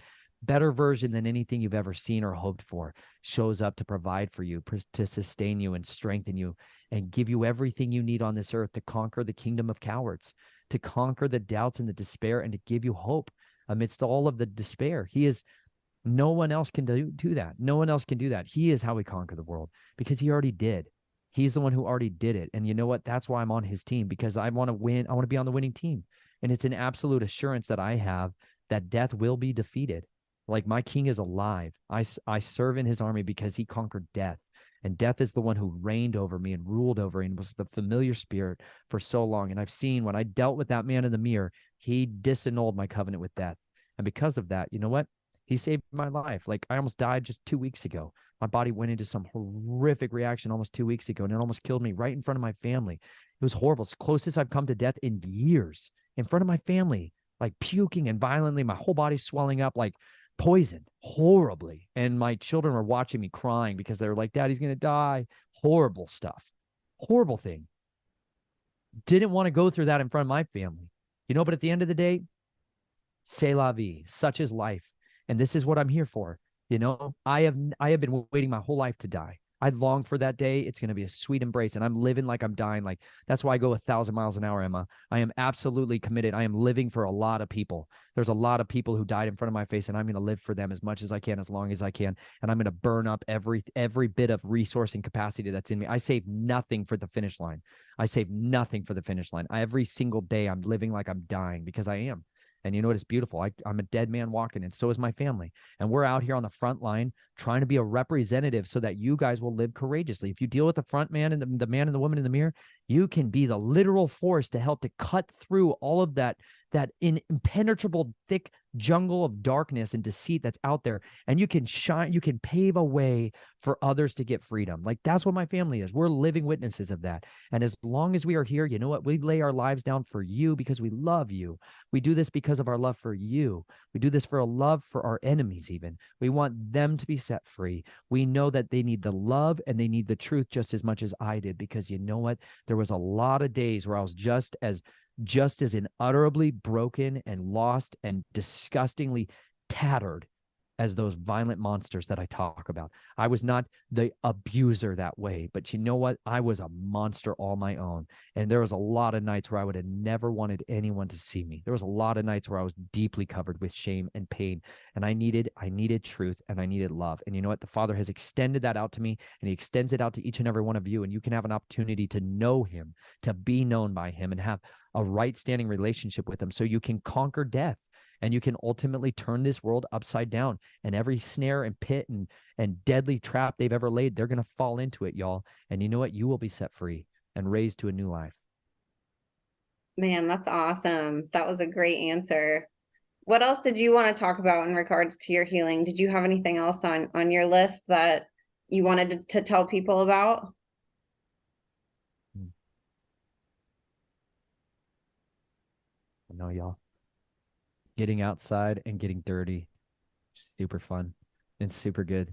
Barefoot, walking around barefoot, going outside, like going onto these little farms and getting to know my neighbors and growing a little garden, eating food that I worked for, sweating my face into the ground, having something to do with my hands has been a tremendous, valuable resource for me. For me, becoming a butcher was a huge outlet to give me a way of using that skill set from Blade.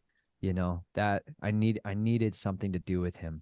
And that has been a sweet relief along the way for me, is finding a way to sustain myself and sustain other families through the art of killing and through the art of butchering and preparing food in delicious and tasty ways, and nutrient dense animals, raising happy, healthy animals that are raised for the slaughter. And it's not a bad thing, but I don't like to eat meat any other way. I like to make sure that it lives the best life and that it's raised for its purpose. And it's been a beautiful restoration and reconciliation for me. And I think there's a lot of us killers out there. There's a lot of blades out there, and they need a purpose. And for me, y'all, that's been a good one. That's been a really good one. Sharpening knives, making knives. That's all super fun stuff, y'all. I like to go live out my dreams. And I ask the Father, I pray please help me connect with the best people in the world to teach me these skills. And he literally has. I have been able to go and travel and meet some of the most incredible people in the world, and not always travel. Sometimes they just call me and I get to talk to them and I get to glean their pearls. And I am getting to live a life that's better than anything I could have imagined. It's harder in different ways than anything I could have ever imagined too. However, it's a much better and a much sweeter life. So I hope you guys will be willing to weigh into the fray and step out and put your trust in the one who is absolutely trustworthy and will not let you down. Great answer. Tell us about your book, where we can find you. Tell us all the goods on how we keep in touch with Nathan Reynolds. You bet. You can go to snatchfromtheflames.com. You can get if you want a physical hard copy, that's not through Amazon, you can order it from Amazon there. We also have you get a signed copy you can order from there. It might take me weeks to get it to you. Please be patient. My life is insane. And like there's just stacks of boxes back here, and I just spilled a coffee over a bunch of copies of my book over here, and I'm like, crap.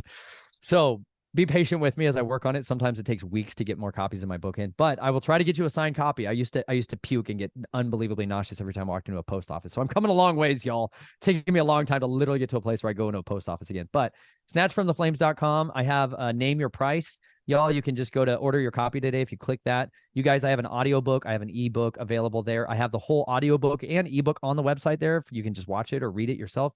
But it's also name your price. You don't have to, you can say $0, and that's awesome. You could also say $500 million. That's awesome. Whatever you want to give or contribute towards what we're doing, that's fantastic. We got a lot of work to do. And you know what? This book was a big part of that journey along in the way. And I also have right there the audio scriptures. Something I'm more excited to point people towards is I just read through Genesis to Revelation in this microphone because this is my weapon now. And that's there and available. I have a free download link for that on my YouTube channel, youtube.com/Nathan Reynolds. It's also Rumble, the Linden Railroad. You can go, there it is, sneaky guy there. And look at that. I premiered our video tonight, Emma. 4 hours and 10 minutes and 19-second interview. You betcha. Long format, y'all. Saving the world. And hey, will you go to your Survivor website, Stand By Survivors? Could you show them that? I want to promote the heck out of that. Oh, I also have, if you're on Facebook, Nathan and Chelsea Reynolds, and it's called Becoming a Linenite Facebook group, which talks about all these kind of more natural, holistic, all those crunchy, hippie, awesome, righteous people that are there. Heck yes. Check out this website, y'all. Standbysurvivors.com. This has been a new treasure trove. I never knew what that thing was going on behind you, Emma. You should plug that occasionally. You should occasionally tell people what that is. They're like, but this is awesome. And I am so pumped to hear about this. I'm also on TikTok at Snatch from the Flames. And Spreaker is there. I got my audiobook and stuff. It's all over the place, y'all. I'm getting better at all this. But tell them about Stand By Survivors. Go on back there real quick. Tell them, because my audience probably has no idea what that is. Stand By Survivors is a business that I started with two of my friends, Becky and Bridget. They were on the book club call that you guys saw on Nathan's channel, or if you were on the call. But essentially, we decided to get an LLC instead of a nonprofit. And we wanted to put all of our resources together to form a company that offers resources to survivors and advocates. So we have movies that you can watch. We have a survivor store. It needs updated. We're in the process of doing this now. But essentially, we're trying to plug all of our guests and where you can get their services, where you can buy their books, where you can watch their films, where you can listen to their music. And it's basically just a site for you to go on, just like how these podcasts, Nathan's podcast, my podcast, we want them to be libraries or catalogs of information. This is another resource. We don't ask anything from you. There's no ulterior motive to it other than to just give you guys the information that we're gaining along our way. So it's sort of just a passion project. Becky and Bridget work in advocacy work with survivors. Becky does a human trafficking ministry at her church, and Bridget works on hotlines where she actually talks to survivors who call in and are in distress. And then obviously my part is the podcast, sort of the public face in a sense. They have a podcast also called Save Our Children. They had 2 seasons. They decided to step away from that to work locally. They both have children. They wanted to get involved locally. That's always a big thing that we talk about on our podcast. So they decided to step away from taking all these hours of their week and working with people all around the world. And now they're spending that time working locally on hotlines and in their church and with their kids. So they have a podcast. There's so much on it. They cover the parenting side, and I'm more the testimony, sort of the R-rated version, I guess. And theirs is very PG-13, and very, very rarely an R rating. But a lot of these you can listen to with your kids, or you can implement them with your home. They have their children on some of their podcast episodes.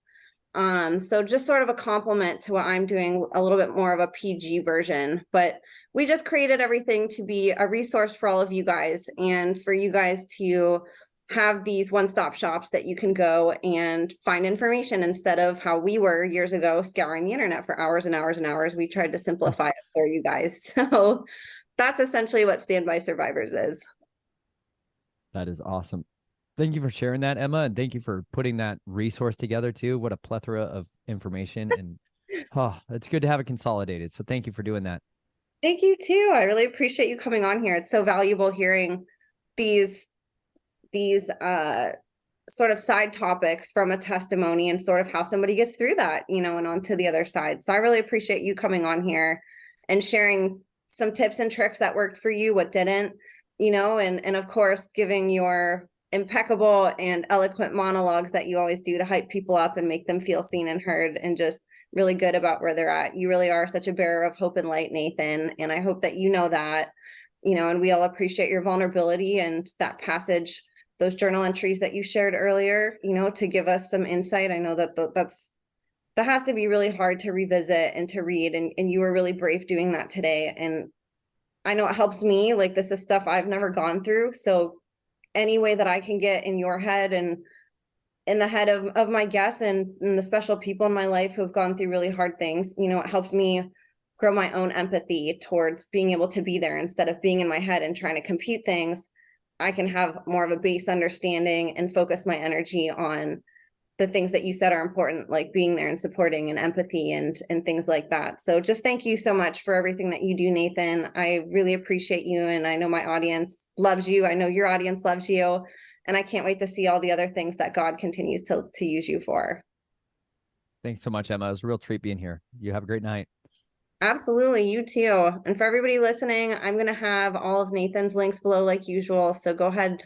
In the show notes, there'll be hyperlinks. Go ahead and click, go support Nathan. And if you are supporting him on the platforms he's been on, I'll go ahead and link some of the new ones that he mentioned, like Rumble, BitChute, TikTok. I'll link those below too, so you guys can go support him on those platforms. We never know what's going to happen on YouTube. So I encourage you guys to go ahead and go support Nathan. Go get his book. Snatched from the Flames is amazing, you guys. It's so good. Get the hard copy. But I also encourage you guys, go on his YouTube page or go on his website and listen to the audio version. Listen to him narrate it. It'll touch your heart like you've never seen before or felt before actually reading a book. It hits in a totally different way, like how I said in the intro. So I would love if you guys went and did that too, and just go support him and lift him up like you guys always do. I'll have our links in the show notes also. So connect with me on different platforms. If you're on YouTube, go follow me elsewhere. I never know, how long I'm going to be on YouTube either. So just go support us. Thank you guys so much for all of your support. We couldn't do this without you. God bless you. And we will see you next time.